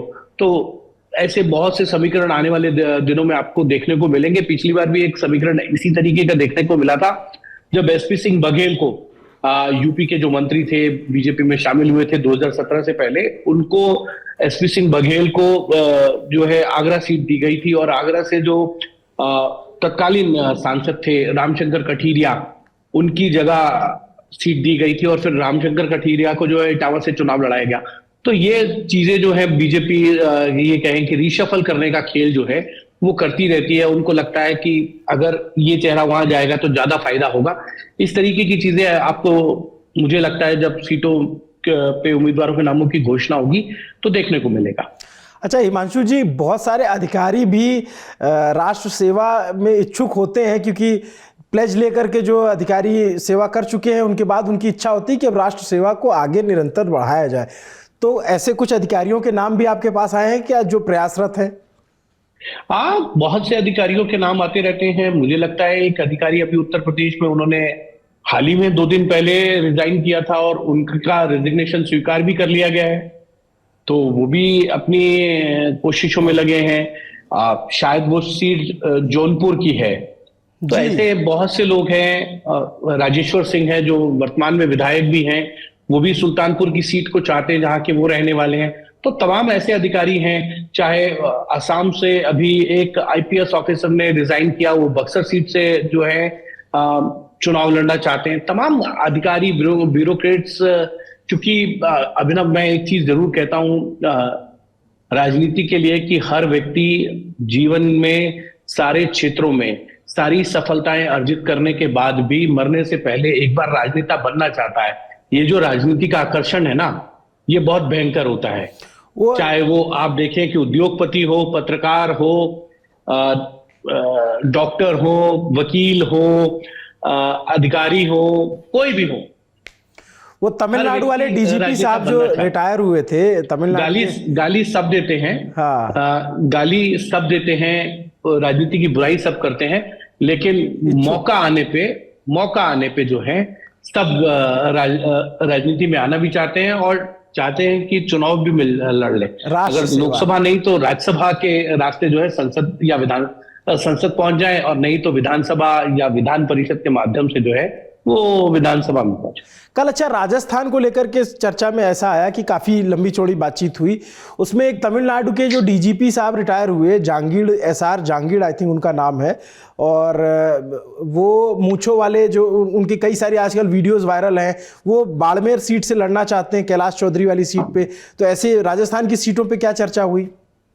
मुझे लगता है कि अभिनव आप बहुत ज्यादा राजस्थान घूमे थे राजस्थान चुनाव में। हाँ। और बाड़मेर का जो विधानसभा का नतीजा है वो हम सब जानते हैं। हाँ। रविंद्र भाटी हैं। हाँ। वो बाड़मेर की ही सीट से हैं, और एक प्रियंका चौधरी हैं, शिव, दोनों बाड़मेर से निर्दलीय जीत गई। हाँ। और उसके अलावा भी बड़ी चोट पहुंची है भारतीय जनता पार्टी को कि बाड़मेर सीट से जो है वो प्रियंका चौधरी हैं और शिव सीट से रविंद्र सिंह भाटी हैं, दोनों निर्दलीय हैं। दोनों बाड़मेर लोकसभा सीट के अंदर ही आते हैं ना। जी जी जी। तो मुझे लगता है कि अधिकारियों की जो काम करने की शैली है, अगर पार्टी उससे प्रभावित होती है तो जरूर टिकट देती है। 2019 में भी हम सबने देखा था उड़ीसा के अंदर भुवनेश्वर में अपराजिता सारंगी को वहां से टिकट दी गई, वो चुनाव भी जीत गई। लोग कहते हैं कि उन्होंने बहुत काम किया था ग्राउंड लेवल पे, अधिकारी रहते हुए आम जनता की सेवा भाव से काम कर। तो ऐसे लोग जरूर राजनीति में आना चाहते हैं, और अब देखना यह है कि पार्टी किस तरीके से ऐसे लोगों को लेती है। अर्जुन राम मेघवाल 2009 में उन्होंने वीआरएस लिया था और उसके बाद उन्होंने लोकसभा चुनाव लड़ा और वो जीत गए। 2009 में भारतीय जनता पार्टी सिर्फ 4 ही सीट जीती थी, उनमें से एक बीकानेर भी थी। जी, तो इस तरीके के ये जो नाम चल रहे हैं और जिनकी दावेदारियां चल रही हैं, इस पे तो बात होती ही है। हिमांशु जी, मैं एक चीज़ और जानना चाहूँगा, क्या कुछ मंत्रियों के भी टिकट कट सकते हैं? बिल्कुल कट सकते हैं, इसमें कोई दो राय नहीं है। और मैं आपको एक और जानकारी दे दूं, 3 तारीख को जो है ना मिनिस्टर ऑफ काउंसिल की बैठक है अभिनव, और मिनिस्टर ऑफ काउंसिल की बैठक में ये तय हो जाएगा, क्योंकि ये अंतिम बैठक होगी वैसे भी 17वीं लोकसभा की, और प्रधानमंत्री नरेंद्र मोदी के प्रधानमंत्री कार्यकाल के दूसरे कार्यकाल की अंतिम काउंसिल ऑफ मिनिस्टर्स की बैठक होगी। तो उस बैठक के बाद जिन मंत्रियों के टिकट कटने हैं उनके नामों की घोषणा शुरू हो जाएगी, और 10 मार्च से पहले भारतीय जनता पार्टी 250 से ज्यादा सीटों पे अपने उम्मीदवारों के नामों की घोषणा कर देगी। बस एक और बताते जाइए कि जो पिछली बार हमने कांग्रेस और इंडिया अलायंस की बात की थी, गठबंधन की, भाजपा भी लगातार अपने साथियों की तलाश में है और अपना कुनबा बढ़ा रही है। खास करके उसे दक्षिण में बहुत मजबूत साथियों की ज़रूरत है। इसके अलावा असम में भी भारतीय जनता पार्टी गठबंधन करके चुनाव लड़ती है, कुछ सीट सहयोगियों को जाती है। झारखंड में भी एक सीट देते हैं अपने सहयोग, आजसू जो पार्टी है उसको। तो पंजाब में अकाली दल, तो क्या चल रहा है बिहार में जेडीयू? अभी क्या गठबंधन में बात हो गई है कि आपको ये सीटें दी जाएंगी? मुझे लगता है बिहार में और महाराष्ट्र में अभी सीट शेयरिंग को लेकर जो भी फार्मूला है उस पर बातचीत चल रही है। अजसू के साथ, क्योंकि एक सीट अजसू को पिछले लोकसभा चुनाव में भी दी गई थी, वो वहां से जीते भी थे, शायद सुनील महतो करके हैं जो वहां से चुनाव जीते हैं। और आसाम में भी 2 एजीपी को और एक यूपीपीएल जो उनकी गठबंधन की साथी है उनको देने की बात सामने आ भी गई है। उसके अलावा मुझे लगता है अभी कर्नाटक में, क्योंकि जेडीएस उनकी नई अलायंस पार्टनर है, दूसरी तरफ आंध्र प्रदेश में टीडीपी और जनसेना, पवन कल्याण की जनसेना के साथ बातचीत चल रही है। आप देखना यह है कि कब अंतिम दौर पे बातचीत होगी, क्योंकि चंद्रबाबू नायडू दिल्ली आकर मुलाकात कर चुके हैं। पवन कल्याण के साथ भी बातचीत का क्रम जो है वो जारी है टेलीफोनिक, लेकिन अभी तक वैसे मुलाकात नहीं हुई है। और दूसरी तरफ मुझे लगता है पंजाब में, क्योंकि किसानों का आंदोलन चल रहा है, तो जब तक ये आंदोलन पूरी तरीके से खत्म ना हो जाए तब तक मुझे लगता है अकाली दल के साथ भारतीय जनता पार्टी किसी भी तरीके की बातचीत नहीं कर रही है, करेगी। उसका कारण यह है कि अकाली दल भी किसानों के मुद्दे पे ही जो है वो एनडीए छोड़ के गया था। ऐसे में अगर किसानों का आंदोलन चल रहा हो तो वो अगर एनडीए में शामिल होगा तो उनको नुकसान होगा। अच्छा, और ये बात बीजेपी भी बहुत अच्छी तरीके से जानती है, शिरोमणि अकाली दल भी जानती है। दूसरी तरफ तमिलनाडु में बीजेपी के कई छोटे छोटे पार्टियों पीएमके, डीएमडीके के साथ अलायंस है, और बीजेपी और चाहती है कि इस अलायंस को सुदृढ़ किया जाए, मजबूत किया जाए, क्योंकि बीजेपी को बहुत उम्मीद है तमिलनाडु से कि वहां से 3 से 4 सीटें जो है वो जीत सकते हैं, क्योंकि 1999 में भारतीय जनता पार्टी ने वहां 4 लोकसभा सीटें जीती थी। 2014 में भारतीय जनता पार्टी वहां पे 1 सीट जीती थी। तो कहीं ना कहीं भारतीय जनता पार्टी को लगता है कि उनका कार्डर भी वहां पे है, बेस है, थोड़ा सा अगर फ्लोटिंग वोटर्स अगर उनकी तरफ आ जाए तो वो 2 से 3 सीटों पर जो है जीत दर्ज कर सकते हैं। अभी तमिलनाडु में बड़ी रैली भी हुई थी, उसमें प्रधानमंत्री जो पार्टी प्रेसिडेंट है हमारे स्टेट के, अन्नामलाई की पीठ थपथपाते हुए नजर आए थे। तो क्या उनको भी चुनाव लड़ाया जा सकता है? बिल्कुल, अन्नामलाई को भी चुनाव लड़ाया जा सकता है, इसमें कोई दो राय नहीं है अभिनव। अच्छा, अन्नामलाई को चुनाव लड़ाया जा सकता है, और बीजेपी की तो बहुत कोशिश है कि डीएमके या एआईडीएमके के लोग वहां पर शामिल हो जाएं उनकी पार्टी में। अच्छा, जो चुनाव जीत सकते हैं। तो भारतीय जनता पार्टी की जब टिकटों का ऐलान हो जाएगा, पहली लिस्ट दूसरी लिस्ट आ जाएगी, तो नेता नगरी के दर्शकों को उस पर विस्तार से बातचीत सुनने को मिलेगी। अगले हफ्ते का नेता नगरी उम्मीद के मुताबिक, मुझे ऐसा लगता है, मेरी राजनीतिक समझ ऐसा कहती है कि इसी मुद्दे पर होगा, और सौरभ जी तब होंगे और आपको अच्छी और जानकारी मिलेगी। अब हम चलते हैं अगले सेशन की ओर, जो यूपी में राज्यसभा का खेल हुआ उस पर बात के लिए। तो अब तीसरे सेशन में बात उत्तर प्रदेश में जो राज्यसभा चुनाव में खेल हुआ उस पर करेंगे।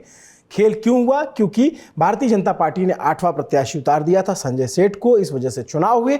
ये सब लोग आप जानते हैं। 7 विधायकों ने, सपा के 7 विधायकों ने क्रॉस वोटिंग की बीजेपी के समर्थन में, और 1 विधायक गैर हाजिर रहे जिसका फायदा बीजेपी को मिला। सपा के ही 1 विधायक का जो है वोट इनवैलिड हुआ, उसका भी फायदा भारतीय जनता पार्टी को मिला। ये 7 विधायक जो खुलकर बीजेपी के खेमे में गए, उनमें नाम है राकेश प्रताप सिंह का, राकेश पांडे, अभय सिंह, विनोद चतुर्वेदी, सबसे बड़ा नाम मनोज पांडे, इसके अलावा पूजा पाल, आशुतोष मौर्य, ये तमाम लोग बीजेपी के साथ खुलकर आए। महाराजी देवी गायत्री प्रजापति की पत्नी जो पूर्व कैबिनेट मंत्री थे अखिलेश सरकार में, उनकी पत्नी गैर हाजिर रहीं, और शहजील इस्लाम जो भोजीपुरा सीट से बरेली के विधायक है, उनका वोट इनवैलिड हुआ। तो इन तमाम घटनाक्रम की वजह से उत्तर प्रदेश का जो राजनीतिक परिदृश्य रहा वो बदला। लेकिन दिलचस्प ये है उसके अंदर खाने की बात जानने में कि आखिर किस विधायक को कौन आदमी सेट करने में लगा था, किसने किसकी दिल्ली बात कराई। इस तमाम अंदर के घटनाक्रम को जानने के लिए हमारे साथ नवभारत टाइम्स के स्थानीय संपादक वरिष्ठ पत्रकार नदीम जी हैं जुड़े। नदीम जी, आपका बहुत बहुत स्वागत है। इसके अलावा लालमणि वर्मा जी हैं जो उत्तर प्रदेश से जुड़े पत्रकार हैं, लंबे समय से पत्रकारिता कर रहे हैं और इन्होंने किताबें भी लिखी हैं। आपका भी बहुत बहुत स्वागत है। मेरा पहला सवाल नदीम जी आपसे है। सर, ये 8 विधायक जो आए बीजेपी में और वोट किया बीजेपी के लिए, ये एक दिन का घटनाक्रम तो हो नहीं सकता। कितने दिन से तैयारी चल रही थी और किन किन लोगों को ऑपरेशन लोटस में लगाया गया था? दरअसल इसकी तैयारी एक दिन की तो नहीं कही जा सकती है, लेकिन जो विधायकों ने पाला बदल का खेल किया उसमें से कुछ विधायक ऐसे थे जो ये माना जाता था कि वो समाजवादी पार्टी के साथ तकनीकी रूप से तो हैं, लेकिन उनका दिल दिमाग कहीं और चलता है। सिर्फ मनोज पांडे को अगर छोड़ दिया जाए तो आप देखेंगे कि जिन विधायकों ने पाला बदला है उनकी समाजवादी पार्टी के साथ कोई बहुत ज्यादा प्रतिबद्धता जैसी चीजें नहीं थी। बाजार में उनके बारे में पहले से भी ये कहा जाता था कि ये लोग समाजवादी पार्टी के साथ सदन के सदस्य तो हैं, लेकिन समाजवादी पार्टी में उनकी उतनी प्रतिबद्धता नहीं है। देखिए, अगर आप यूपी की पॉलिटिक्स को समझना चाहें तो इस घटनाक्रम को विशेष तौर पर जो राज्यसभा के चुनाव में हुआ तो उसको 3 खंडों में आप बांट दीजिए जी। पहला खंड तो ये है कि जिन विधायकों ने पाला बदला वो विधायक ज्यादातर वो हैं जो चुनाव के मौके पर पार्टियां बदलने का काम करते रहे हैं, और जब चुनाव हो जाता है तो वो उस पाले में खड़ा होने की उनकी प्राथमिकता होती है जहां से उनको फायदा मिल रहा होता है। और दूसरा ये हुआ कि ये खेल मतलब इस सतह पे नहीं आता अगर समाजवादी पार्टी की तरफ से उम्मीदवारों के चयन में चूक नहीं होती। समाजवादी पार्टी ने जब उम्मीदवारों के चयन में चूक की और विवाद खड़ा हुआ तो एक तरह से भारतीय जनता पार्टी को ये मौका मिला कि उसने अपना 8वां उम्मीदवार उतार दिया और वहां से ये दल बदल की जो रूपरेखा हुई वो तैयार हुई।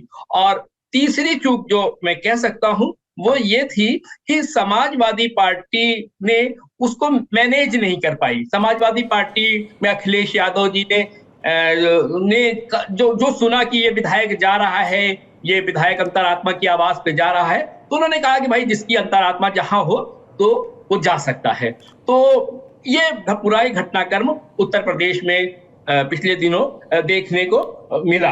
अब जैसे कि आप देख लीजिए कि पूजा पाल हैं, तो पूजा पाल ये बसपा में की मूल रूप से रही हैं, वो चुनाव लड़ने के लिए उत्तर प्रदेश में आती हैं और यहाँ पर मतलब समाजवादी पार्टी में आती हैं, चुनाव जीत जाती हैं। इसी तरीके से राकेश पांडे हैं, उनका भी बैकग्राउंड बसपा वाला होता है, वो बसपा से आते हैं, चुनाव जीत जाते हैं। राकेश प्रताप सिंह और अभय सिंह ये समाजवादी पार्टी के विधायक तो थे, लेकिन जन चर्चा यही रहती थी कि उनकी प्रतिबद्धता अखिलेश यादव से ज्यादा कहीं और होती है। और अमूमन हर पार्टी में हर चुनाव में 10 से 20% चेहरे ऐसे हुआ करते हैं जो चुनाव के वक्त किसी पार्टी के लिए आते हैं, अपना वोट लेकर आते हैं और पार्टियों को लगता है कि हमारे लिए जिताऊ साबित हो सकते हैं और पार्टियां उनको टिकट दे दिया करती हैं। तो ये जो भी ये घटनाक्रम होते हैं, मतलब एक विधायक ने वोट नहीं डाला, जिन्होंने वोट नहीं डाला वो गायत्री प्रजापति की पत्नी थी, उनके पति लंबे वक्त से जेल में हैं, और बाकी 7 विधायकों ने क्रॉस वोटिंग करी। तो सिर्फ मनोज पांडे का एक चौंकाने वाला वोट था कि वो चले गए, मतलब समाजवादी पार्टी के साथ उनकी बहुत लंबे समय से प्रतिबद्धता थी, और बाकी कुछ ऐसा चौंकाने वाला नहीं लगता है कि साहब समाजवादी पार्टी ने कोई बहुत बड़े पैमाने पर क्रॉस वोटिंग हो गई या टूट हो गई। सर मनोज पांडे का अच्छा ये इसलिए भी चर्चा ज़्यादा है कि भाई चीफ विप थे, 3 बार के विधायक थे, और एक ब्राह्मण चेहरे के तौर पर उन्हें देखा जाता था। वो परशुराम जी वाला फरसा वो बार बार अखिलेश यादव के साथ नजर आते थे। इनको कौन लेकर आया, किसके संपर्क में थे? आप लोगों को तो लखनऊ के बड़े अंदर खाने की जानकारी रहती है, तो पहली बार अप्रोच कैसे हुआ? ये खुद आए या इनकी तरफ गए लोग? क्या था पूरा घटनाक्रम? ये आप समझ लीजिए कि ये खुद उधर गए। अच्छा। और उसके की जो वजह है वो मैं आज क्या कहते हैं, जो पॉलिटिकल सर्किल में इसकी जो वजह है वो हम बहुत इस प्रोग्राम में सीधे तौर पर तो नहीं कह सकते, क्योंकि उसके हमारे पास उसके लिए अगर हम उनका नाम लेंगे, कुछ लेंगे, तो सीधे तौर पर हमको सबूत वाली बात हो जाएगी। लेकिन हम लोग, हमारे यहाँ हमारे अखबार में एक पावर कॉरिडोर कॉलम निकलता है मंडे को, और हम लोग उस कॉलम में जरूर लिख रहे हैं कि ये जो मनोज पांडे वाला प्रकरण है वो क्या है। नहीं तो आप इशारे में ही थोड़ा बहुत बता दीजिए नेता नगरी के दर्शकों को। दरअसल ये बहुत वीआईपी क्षेत्र से आते हैं जी, और वीआईपी कॉन्स्टिट्यूंसी में जो बहुत वीआईपी नेता रहते हैं उनके साथ इनका बहुत करीबी संबंध था, और उस करीबी संबंध की वजह से बहुत कुछ कांग्रेसी राज्यों वाले राज्य में भी इनकी दखल अंदाजी की बात कही जाती है, और लेकिन उन राज्यों में अचानक सत्ता पलट हो जाती है, वहां पर कांग्रेस सत्ता में नहीं होती है, तो बहुत कुछ तार वहां से भी जुड़े हुए हैं इस पूरे मनोज पांडे वाले घटनाक्रम में। अच्छा, ऐसा पॉलिटिकल सर्किल में कहा जाता है ऐसा, और कि मतलब अचानक मनोज पांडे ने, जैसे आप कह रहे हो ना, ऐसा सबको चौंका रहा है कि साहब मनोज पांडे तो नेताजी के जमाने के हैं, तो क्या हो गया? तो भी जो तह में लोग आई कि अरे साहब बात यहाँ की नहीं है, बात तो दूसरे राज्य से चली है, जो फिर यूपी में असर कर गई। अब असलियत तो मनोज पांडे ही बता पाएंगे।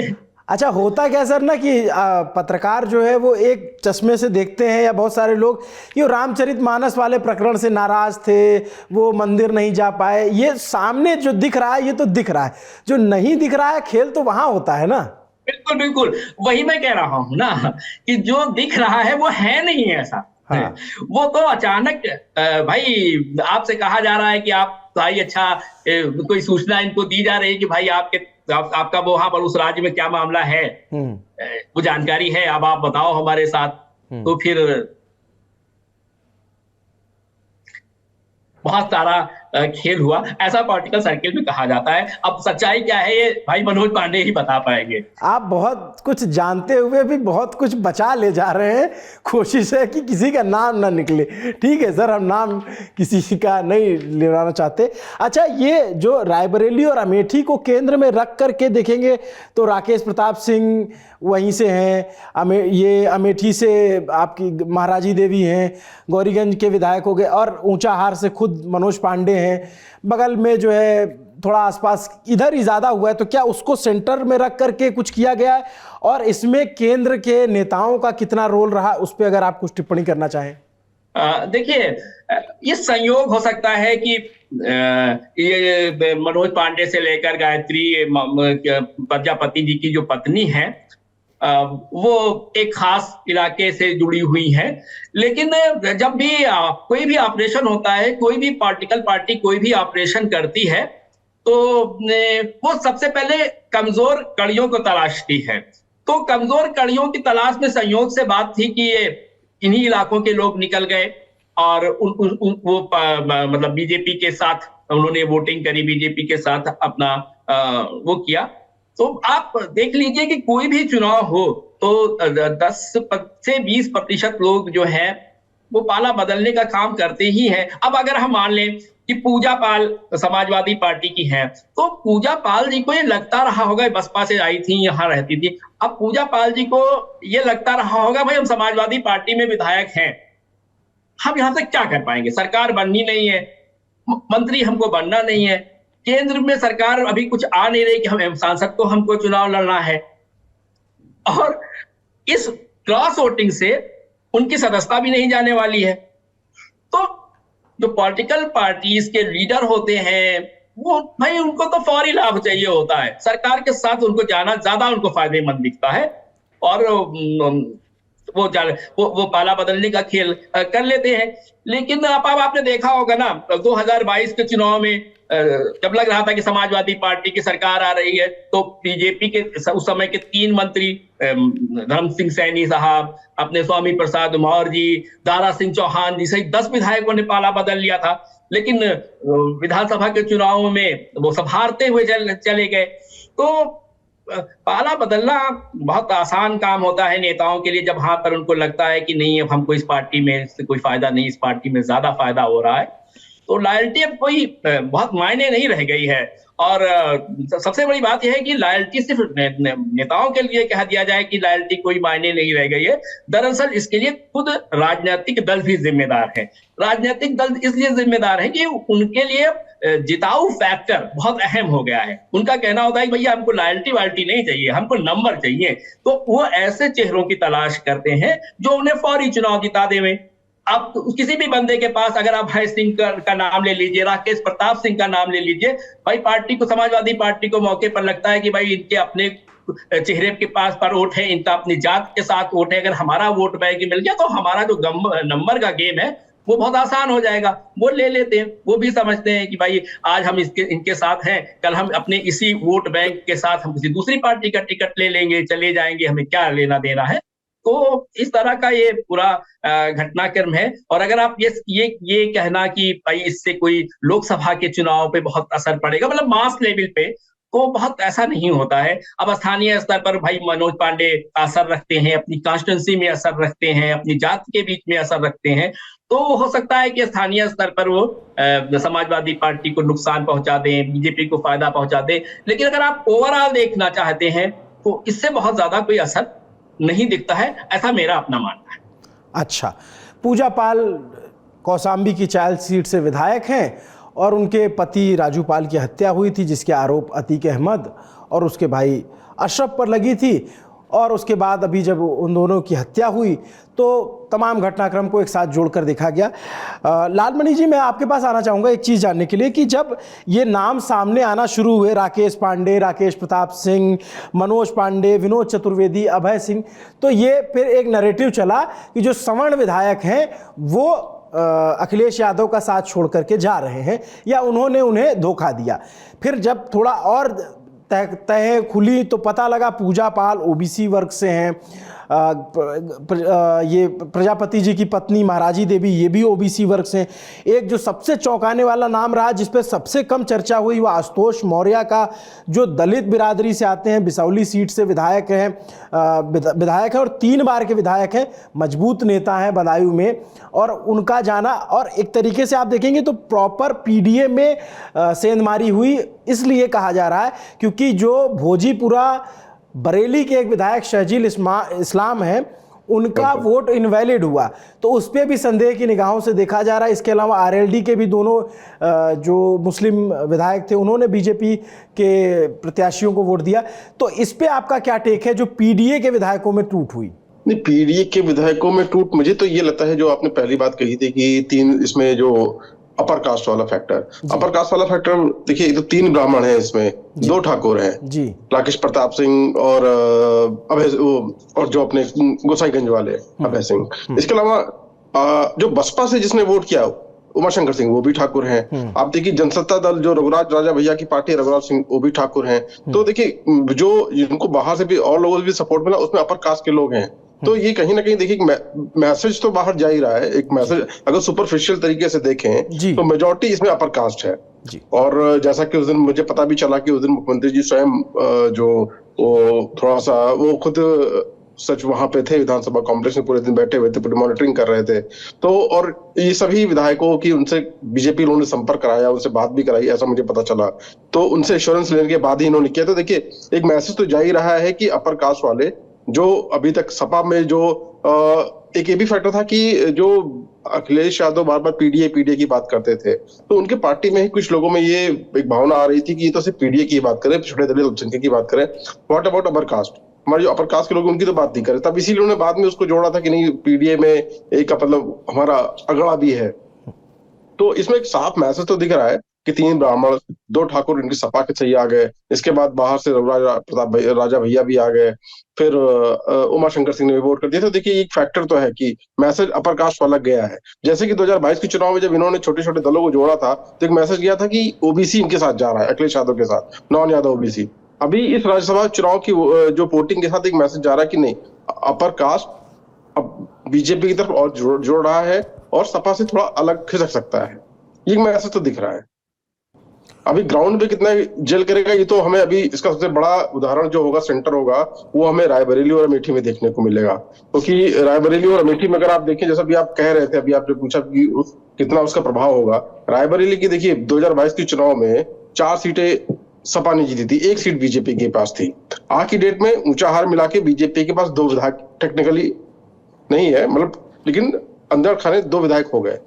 अमेठी तो पूरा आ गया बीजेपी के पास, क्योंकि तब बीजेपी ने कुछ 4 जीते थे, 1 गौरीगंज हारे थे। गौरीगंज और अमेठी, आज गौरीगंज के विधायक भी बीजेपी के पास है और अमेठी की विधायक भी ऑलमोस्ट संपर्क में ही है। उन्होंने वोटिंग से दूरी रख के ऑलमोस्ट एक तरह से बीजेपी की मदद की है। तो देखिए अमेठी पूरा मजबूत हो गया, रायबरेली में भी इनके एक विधायक की तरफ बढ़ ही रहा है और सभी वहां पे ऊंचा हार में मनोज पांडे अपर कास्ट, गौरीगंज में राकेश प्रताप सिंह अपर कास्ट। अभी राहुल गांधी ने अपनी यात्रा निकाली, उसमें रायबरेली और अमेठी उनका बहुत ही प्रमुख पड़ाव था, उनकी बहुत मजबूत सीटें जहां पे हमेशा कभी सपा प्रत्याशी नहीं उतारती थी, वो एक सपोर्ट इनके लिए हमेशा एक मजबूत सपोर्ट रहता था। अब ये जो इस तरह से वहां पे विधायकों का टूटना और बीजेपी को सपोर्ट करना, ये इस अलायंस के लिए एक बड़ा झटका है।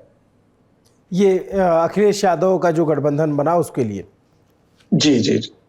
अच्छा, इसमें आप ये कैसे देखते हैं कि अखिलेश यादव खुद अपने विधायकों को नहीं रोक पाए इसमें दबाव को? जैसे उन्होंने जब उनसे पूछा गया तो उन्होंने कहा कि भैया वहाँ तो सरकार गिराने की नौबत आ गई थी, हम तो सत्ता में नहीं थे, हमारे तो कुछ विधायक ही गए हैं। तो इस पे जो क्या पार्टी में धीरे धीरे जातिगत खेमेबाजी ज़्यादा बढ़ रही है और एक जाति को लेकर के लोग ज़्यादा आसक्त हो रहे हैं? नहीं, अब इस बारे में जैसा अभी नदीम जी ने भी कहा कि ये वो लोग हैं जो कभी किसी एक पार्टी के नहीं रहे, ये मौके पे कभी इधर से उधर कर सकते हैं। तो बीजेपी ने ऐसे ही लोगों को मार्क भी किया। हालांकि जैसे इसमें अभी आपने, जैसे मुझे इंटरेस्टिंग केस लगा ये अपने पांडे जी जो ऊंचा हार वाले, इनको ये सपा से तो पिछले 3 बार विधायक रहे हैं, बट ये पूर्व भाजपा ही है। मनोज पांडे जी ये 2006 तक ये रायबरेली नगर पालिका के अध्यक्ष रहे हैं बीजेपी से, ऐसा मुझे रायबरेली के लोगों ने, बीजेपी लोगों ने बताया। और उसके बाद में इनके भाई का मर्डर हुआ था, जिसमें एक पूर्व विधायक अखिलेश सिंह जी का नाम आया था। तो फिर वहां पे उस समय ये ब्राह्मण नेता नहीं थे उस समय ये, लेकिन उस समय जब अखिलेश सिंह जो एक ठाकुर थे जिनका नाम आया था इनके भाई की हत्या में, तब वहां पे वोटर में पोलराइजेशन हुआ था, ब्राह्मण वर्सेस ठाकुर। उसके बाद ये ब्राह्मण नेता बन के उभरे थे अपने भाई के मर्डर के बाद। तो उसको वो एक, उसके बाद आगे बढ़ते गए। फिर ये 2007 से चुनाव से पहले नेताजी के संपर्क में आए, लालू जी के संपर्क में आए, उन्हें इनको अपनी पार्टी में ले लिया, इनको विधायक का टिकट दे दिया। तो मैसेजिंग तो जा रही है, देखिए वो अपर कास्ट में भी और ये रायबरेली और अमेठी में इस अलायंस के लिए नुकसानदेह बात है। अच्छा नदीम सर, ये बताइए, आप वैसे तो नाम नहीं बता रहे हैं कि कौन लेकर आया इन लोगों को, लेकिन इतना तो बताइए कि किन किन मंत्रियों की ड्यूटी लगाई गई थी कि भाई साहब मैन टू मैन मार्किंग होगी, जैसे फुटबॉल में होता है, तो आप इसको पकड़िए, आप इसको पकड़िए। और उसमें जो राजनीतिक जानकार हैं वो कहते हैं उसमें जाति गोत्र बड़ा काम करता है। तो ये सारा मामला जो है दिल्ली से डील किया गया, लखनऊ से डील किया गया, किन लोगों ने करवाया?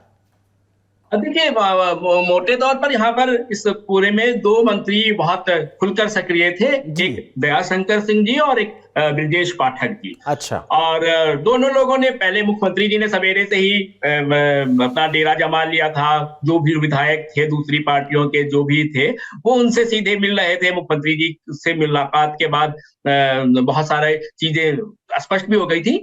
हाँ, एक बंदे को लेकर कहा जाता है कि उसने कहा कि हम अमित शाह जी से हम बात करना चाहते हैं। तो कहा जाता है कि ब्रजेश पाठक जी ने उनकी बात अमित शाह जी से करवाई थी, लेकिन बाकी तो मुख्यमंत्री जी के स्तर से ही बहुत सारी बातें क्लियर हो गई, क्योंकि जो भी यहाँ पर बाकी जो भी चेहरे हैं, जिन भी लोगों ने पाला बदल किया है, वो बहुत उनकी जो समस्याएं हैं और वो तो मुख्यमंत्री जी के स्तर से ही वाली थी, और वो मुख्यमंत्री जी के इशारे से ही निपट जाने वाली है।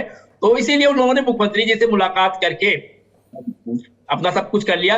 मुलाकात की भी एक औपचारिकता थी। 2 विधायक तो मतलब पहले से ही उनके संपर्क में मुख्यमंत्री जी के थे, मुख्यमंत्री जी का उनके साथ थे, मुख्यमंत्री जी के प्रति उनकी बहुत आस्था थी। वो तो सिर्फ समाजवादी की साइकिल पर चुनाव जीत कर आए थे, वो नाम भी बताते चलिए सर और जाते हैं। लेकिन बस फर्क है, मतलब मुलायम सिंह जी की पॉलिटिक्स में और अखिलेश यादव जी की पॉलिटिक्स में ये है कि मुलायम सिंह जी आखिरी वक्त तक स्थितियों को छोड़ते नहीं थे। वो इसमें से जितने भी नाम थे ना, अगर उनको वो जिंदा होते और वो पॉलिटिक्स कर रहे होते तो वो आखिरी तक अपने लोगों को लगाते कि जाओ अभय सिंह को बुला कर लाओ, जाओ राकेश प्रताप को बुला कर लाओ, मनोज पांडे को भी फोन करते कि मनोज पांडे तुम तो मेरे इतने प्रिय हो, तुम कैसे ऐसा कर सकते हो। लेकिन अखिलेश जी की पॉलिटिक्स थोड़ा अलग करती है, और अखिलेश जी को जैसे कि जो चीज भी मालूम पड़ जाती है वो बहुत ज्यादा झुकने को तैयार नहीं होते हैं। अखिलेश जी मतलब नुकसान सह लेंगे, ठीक है। लोगों ने उनसे कहा कि ये विधायक जा रहे हैं तो उनका आप जाने दो, हम अब क्या कर सकते हैं। उन लोगों ने उनसे पूछा कि पूजा पाल कहाँ है, तो उन्होंने कहा कि वो भाई जो मर्जी आवे उनको करने दो। इवन दैट पल्लवी पटेल को लेकर सब सवाल हुआ तो पल्लवी पटेल ने सपा को वोट दिया, लेकिन अखिलेश जी बहुत ये नहीं बोले कि हाँ वो तो मेरे साथ है, ये है। उन्होंने कहा भाई वो अपनी अंतरात्मा पर उनका जो उनकी अंतरात्मा कहे उनको करने दो, मैं क्या बता सकता हूँ। तो यह अखिलेश जी की ये पॉलिटिक्स का अपना तौर तरीका है। हालांकि उससे बहुत सारे लोग कहते हैं कि नहीं अखिलेश जी को बदलना होगा, वो नेताजी की तरह पॉलिटिक्स करना होगा, लेकिन अखिलेश जी नहीं करते हैं। जो भी है ठीक है, नुकसान होगा, हाँ होगा, चलिए देखा जाएगा। तो सर ये जो आपने बताया कि पल्लवी पटेल वाली बात, 2 चीजें आपकी बातों से मेरे 2 सवाल उपजे हैं। मैं बारी बारी से आ जाता हूं। पहले पल्लवी पटेल वाला बता दी, क्या कोई फोन कॉल पे कोई ऐसे हॉट टॉक हुई थी, लड़ाई हुआ था, कुछ ऐसा बहसा हुई थी, ऐसा कुछ? क्योंकि बहुत सारे लोगों ने लिखा इसको लेकर के। ऐसा कहा जाता है। उनका एक फोटो भी वायरल हुआ जिसमें वो लोग दिखाए जा रहे थे। दरअसल पूरा कुछ अब उसके कोई सबूत नहीं है। अब पल्लवी पटेल जी कहने लग जाएगी नहीं ये ऐसा आपने गलत बोल दिया। लेकिन कुल मिलाकर जो झगड़ा शुरू हुआ था वो राज्यसभा से शुरू हुआ था और फिर विधान परिषद तक आया था, और ये माना जा रहा था कि विधान परिषद के चुनाव में भी वो कुछ चाहती थी, एश्योरेंस चाहती थी, लेकिन अखिलेश जी बिल्कुल तैयार नहीं हुए कोई एश्योरेंस देने के लिए।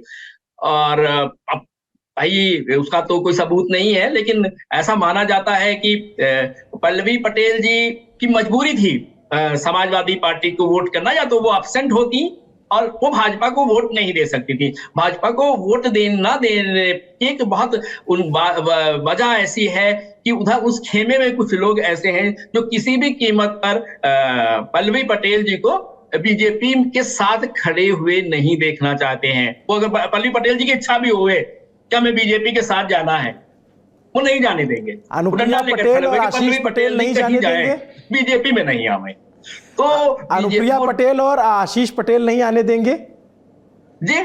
अनुप्रिया पटेल उनकी बहन और आशीष पटेल उनके अनुप्रिया पटेल के पति पल्लवी पटेल को बीजेपी की तरफ नहीं आने देंगे।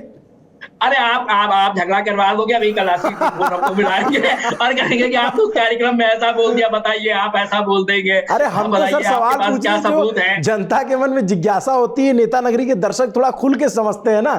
तो मैंने कहा नेता नगरी के दर्शक वो आपके इतने मैच्योर है, इतना वो पॉलिटिक्स आप उनको दिखा चुके होते हैं कि वो इशारा कहाँ है वो समझ जाएंगे। नाम हमारे लेने की होती है, वो समझ गए होंगे ये कौन डंडा लिए खड़ा है पल्लवी पटेल जी क्योंकि हमारा नाम लेते ही आपका और ये प्रसारित होते ही आशीष जी बेवजह कहेंगे और आप क्या आपने हमारा कह दिया, देखिए आपने हमारा कह दिया, जबकि हम आशीष जी का कतई नाम नहीं ले रहे हैं। आप नहीं ले रहे हैं ना, आपने नहीं लिया नाम, ठीक बात है। बिल्कुल हमने आशीष जी का नाम आपने नहीं लिया, बिल्कुल आपने आशीष पटेल का नाम नहीं लिया।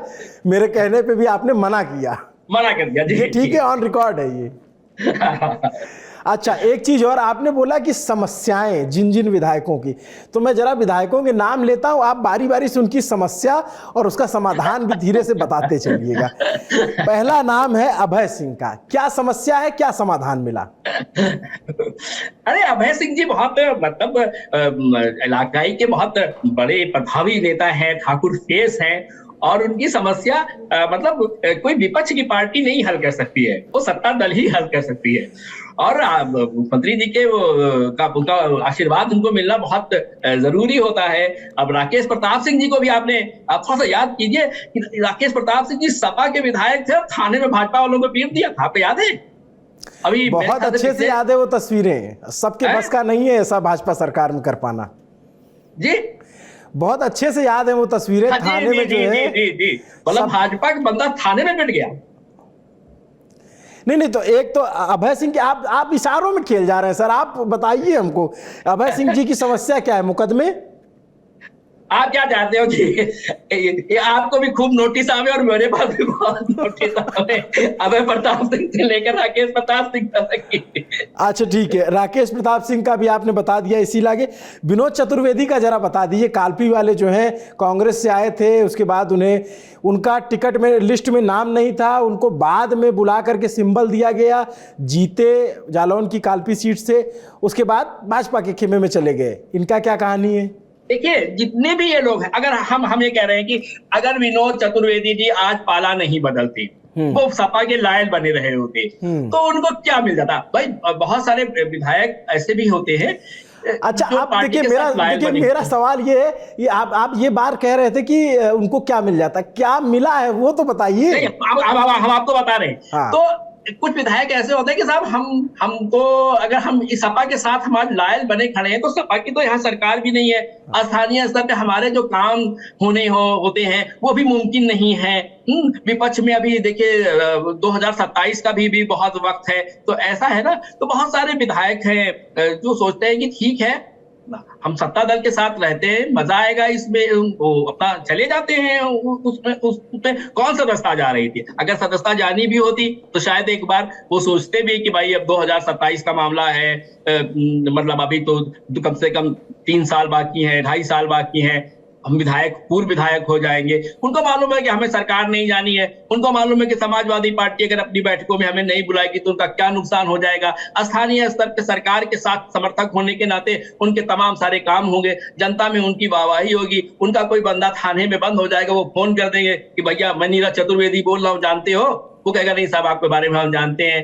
तो इससे उनका ज्यादा बढ़त होगी। अब सपा के विधायक बनने होते, कहते कि हम अखिलेश जी के लायल हैं, सीने में अपना फाड़ के दिखा देते, देखो हम यहाँ टोटू बनाए हुए हैं, और वहां उनका बंदा खाने में बंद हो गया होता और वो छुड़वा ना पाते, तो उसका ज्यादा नुकसान होता।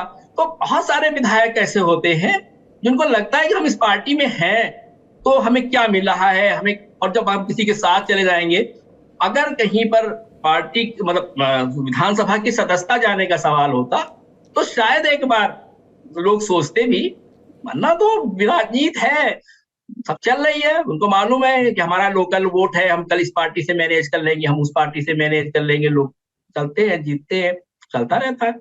अच्छा, आप नदीम जी जो बात कह रहे थे, आप लालमनी जी इसको सुन रहे होंगे कि विधायकों को एक वक्त के बाद लगने लग जाता है कि हम विपक्ष में क्या करेंगे, तो फिर वो जनता क्या करे जो इनको वोट देती है और उस पार्टी के विरोध में वोट देती है जिसको वो नहीं चाहती थी जीते। ये दूसरी पार्टी से जीत के आते हैं, सिंबल दूसरे का रहता है, समाजवादी पार्टी के टिकट पे जीते, इन्हें उस समाजवादी पार्टी के जो खास वोट बैंक है उसने वोट दिया कि जिन्हें बीजेपी नहीं चाहिए थी अपनी विधानसभा में। आप लोग फील्ड पे भी घूमते रहते, तो जनता में इसका क्या मैसेज जाता है? हाँ, जनता में एक मैसेज तो जाता ही है, और वो एडवर्स मैसेज जाता है कि हमने जिसके अगेंस्ट में इनको वोट किया था, मतलब बीजेपी अगेंस्ट में इनको हमने समर्थन कर दिया, आज ये बीजेपी के साथ चले गए। ये एक मैसेज तो होता है, बट लेकिन एक वोटर ये भी देखता है, जो इनके समर्थक होंगे, जो इनके वोटर होंगे, इनकी जात के वोटर होंगे, जो इनकी जात के नहीं भी होंगे, वो भी, कि जब उन्हें कोई समस्या होती है तो अगर वो उनका लोकल विधायक रूलिंग पार्टी से जुड़ा हो या रूलिंग पार्टी का हो, तो उनकी समस्याओं का समाधान ज्यादा त्वरित होता है, ज्यादा फास्ट हो जाता है। वही अगर अपोजिशन का विधायक उनके काम के लिए डीएम को लेटर लिखेगा, एसएचओ को, एसपी को फोन करेगा, तो शायद उसको एक बार अधिकारी इग्नोर भी कर दे, थोड़ा लेट कर दे। मगर वही जब रूलिंग पार्टी का होता है और अगर उसको ये लगे कि जैसे आज की डेट में राज्यसभा में उसने वोट किया है, तो एक नीचे अधिकारियों को ये भी मैसेज होता है कि भाई देखिए ये हमारे टॉप के लोगों के साथ, जो बीजेपी की टॉप है, सीएम साहब हैं, डिप्टी सीएम साहब हैं, जो बीजेपी की टॉप लीडरशिप है, उनके कॉन्टेक्ट के लोग हैं, जो उनके कहने पे ये लोग इन्होंने इतना बड़ा कदम लिया है, तो उनकी एक अलग वो होती है, एक अलग प्रभाव हो जाता है और पब्लिक के लिए काफी हेल्पफुल हो जाता है, उनकी समस्याओं का समाधान इजी हो जाता है। रोज अगर वही चीज अगर रोज विधायक के दरवाजे पे 10 लोग आके दरवाजे पे बैठ जाएं और वो कहें कि सर हमारा ये छोटा सा काम, हमारी जमीन पे कब्जा है, दरोगा नहीं हटवा रहा है, वो फोन करे दरोगा ना हटाए, तो अपोजिशन का विधायक क्या करेगा? वो वेट करेगा जब असेंबली का सेशन आएगा तो उसमें वो नोटिस लगाएगा, सवाल लगाएगा, उसमें जवाब आएगा, आश्वासन आएगा, उसके अलावा कुछ नहीं होगा। करना डीएम स्पीकर लोकल प्रशासन के अधिकारी को होता है। वही जब आप रूलिंग पार्टी हो जाते हो तो नीचे के अधिकारियों पे एक मानसिक और एक शासन का दबाव रहता है कि उन्हें उनकी बातों को सुनना है, जितना भी थोड़ा लेट लतीफ जब भी करे बट उन्हें काम करना पड़ता है, तो पब्लिक में मैसेज जाता है इसका। अच्छा नदीम सर, एक बात और मैं यहाँ जानना चाह रहा था कि भाई विधायकों की समस्या का समाधान हो रहा है और जो समस्याएं थी वो भी सुनी जाएंगी, जनता के भी काम हो जाएंगे। ऐसे में तो फिर एक सवाल लोग ये भी उठा सकते हैं कि हर विपक्ष का विधायक जो है सत्ता पक्ष में ही चला जाए। खैर, ये तो रही पार्टियों और विधायकों की बात। संजय सेठ जो राज्यसभा का चुनाव लड़ रहे थे, नदीम सर, उनकी तरफ से क्या प्रबंधन किया गया? असली लड़ाई तो उन्हीं की थी। देखिए, हम संजय सेठ पर आए और आप जनता के बताए ना, तो थोड़ा सा हम आपको बताएं कि जो ये सब है ना, इसके लिए मैं बहुत हद तक के जनता को ही जिम्मेदार मानता हूं, क्योंकि मैंने बहुत सारे इलेक्शन कवर किए हैं और बहुत सारे जो ये बाहुबली जिनको आप हम लोग कहते हैं उनके चुनावों में गए हैं और लोगों से जाना कि भाई आप ये देखिए ना, हम लोग एक बाहुबली है, ऐसा है, बताओ इसको आप चुनाव जीत जाता है, कैसे जीत जाता है?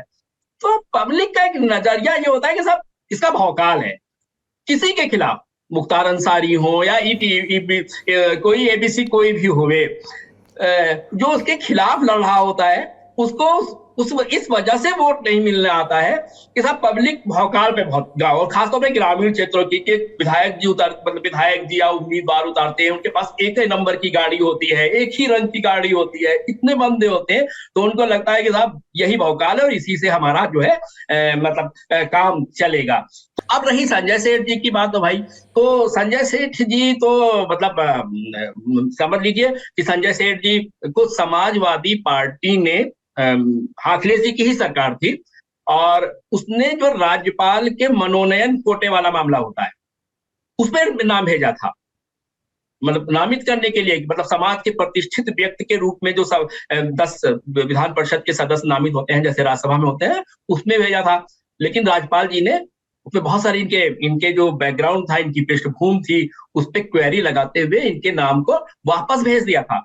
तब अखिलेश यादव जी और मुलायम सिंह यादव जी भी जिंदा थे, उनको लगा कि नहीं, संजय सेठ का हमको सदन दिखाना ही दिखाना है, चाहे जो हो जावे। और जब राज्यपाल ने उनको मनोनीत नहीं किया तत्कालीन अखिलेश जी की सरकार की संस्तुति पर, तो समाजवादी पार्टी ने उनको राज्यसभा भेज दिया। लेकिन इसी बीच अचानक सत्ता बदल जाती है, तो सबसे पहला काम संजय सेठ जी ये करते हैं कि वो राज्यसभा की सदस्यता से इस्तीफा दे देते हैं और फिर बाई इलेक्शन बीजेपी से ही लड़ते हैं। और फिर भाई बाई इलेक्शन में तो पार्टी का जिसका बहुमत होता है सदन में वो जीत जाती है। इस बार भी पार्टी का पहले कहीं पर मूड नहीं था कि वो 8वां प्रत्याशी उतारे। संजय सेठ जी के बारे में कहा जाता है कि उन्होंने काफी कोशिश भी करी थी कि उनका उम्मीदवार मतलब उनका उम्मीदवारी में नाम आ जावे और वो उम्मीदवार बन जावे, लेकिन बीजेपी चुनाव नहीं चाहती थी। बीजेपी सोचती थी कि भाई 7 हमारे हो जाए आराम से और 3 हमारे, मतलब हो जावे, आराम से हो जावे। संजय सेठ जी ने शुरुआत पे संपर्क किया तो बीजेपी के लोगों ने नहीं माना था और इसी वजह से तो बीजेपी की जो लिस्ट आई थी वो 7 ही बंदों की आई थी और 3 आई थी। लेकिन अचानक ये आलोक रंजन जी और जया बच्चन जी का लेकर ऐसा रायता फैला और पल्लवी पटेल जी ने ऐसा मोर्चा खोल दिया कि कुछ भी हो जाए, अब हम समाजवादी पार्टी के उम्मीदवारों को वोट नहीं देंगे। वहीं से बीजेपी को उम्मीद की किरण दिखाई पड़ी और संजय सेठ जी ने तुरंत फिर इस मौके का फायदा उठाया। उन्होंने बतलाया कि साहब देखिए, हम इतना सब कुछ हमारे संपर्क में विधायक हैं, हम सब कर लेंगे, बस एक बार हमको इजाजत दे दीजिए वो नामांकन पत्र भरने के लिए। और फिर तो उनको इजाजत मिलना ही थी। और भाई संजय सेठ जी बहुत शहर के एक बहुत बड़ा चेहरा है, बहुत उनके लोगों से रिश्ते हैं और उनकी बात बन गई। वो तीसरी बार राज्यसभा पहुंच गए। नदीम सर, आप जब बोल रहे हैं ना, तो हमारे प्रोड्यूसर जो यहाँ के होते हैं साइड में विजुअल चलाते रहते हैं, बीच में तस्वीरें आती रहती हैं। अच्छा। तो कई सारे विधायकों के और कई सारे चेहरे तब तक स्क्रीन के सामने से गुजरे और लगभग हमने सबकी बात कर ली। एक चेहरा जिस पे बात नहीं की वो रघुराज प्रताप सिंह, भदरी वाले राजा भैया, उनकी बात हमने नहीं की। राजा भैया का क्या रोल रहा इसमें? उत्तम पटेल की एक दिन तस्वीर आई और फिर कहा कि अखिलेश जी ने फ़ोन पे बात की है, तमाम तरीके की सुबुगाहटें चलने लग गई कि फिर से आ जाएंगे क्या। फिर किसी ने कहा अरे नहीं अब तो संभव नहीं है, अब तो उधर जुड़ाव मजबूत है। राजा भैया का इसमें क्या रोल रहा? और राकेश प्रताप सिंह, अभय सिंह, उमाशंकर सिंह, रघुराज प्रताप सिंह, तो इस पर थोड़ा सा आप बताइए। देखिए, पहली बात तो ये है कि रघुराज प्रताप सिंह जी की दोस्ती बहुत मजबूत है, बहुत मतलब विधायकों में, मतलब पार्टी लाइन के इतर आप छोड़ दो तो मतलब सब पार्टियों में उनके बहुत जबरदस्त समर्थक हैं, विधायक हैं। और अब संयोग हो सकता है कि लोग कह देते हैं कि साहब वो एक ही जात के दोस्त हैं, हो सकता होते हुए, हमने उसकी गिनती नहीं करी, लेकिन उनके सब पार्टियों में दोस्त हैं। ठीक है।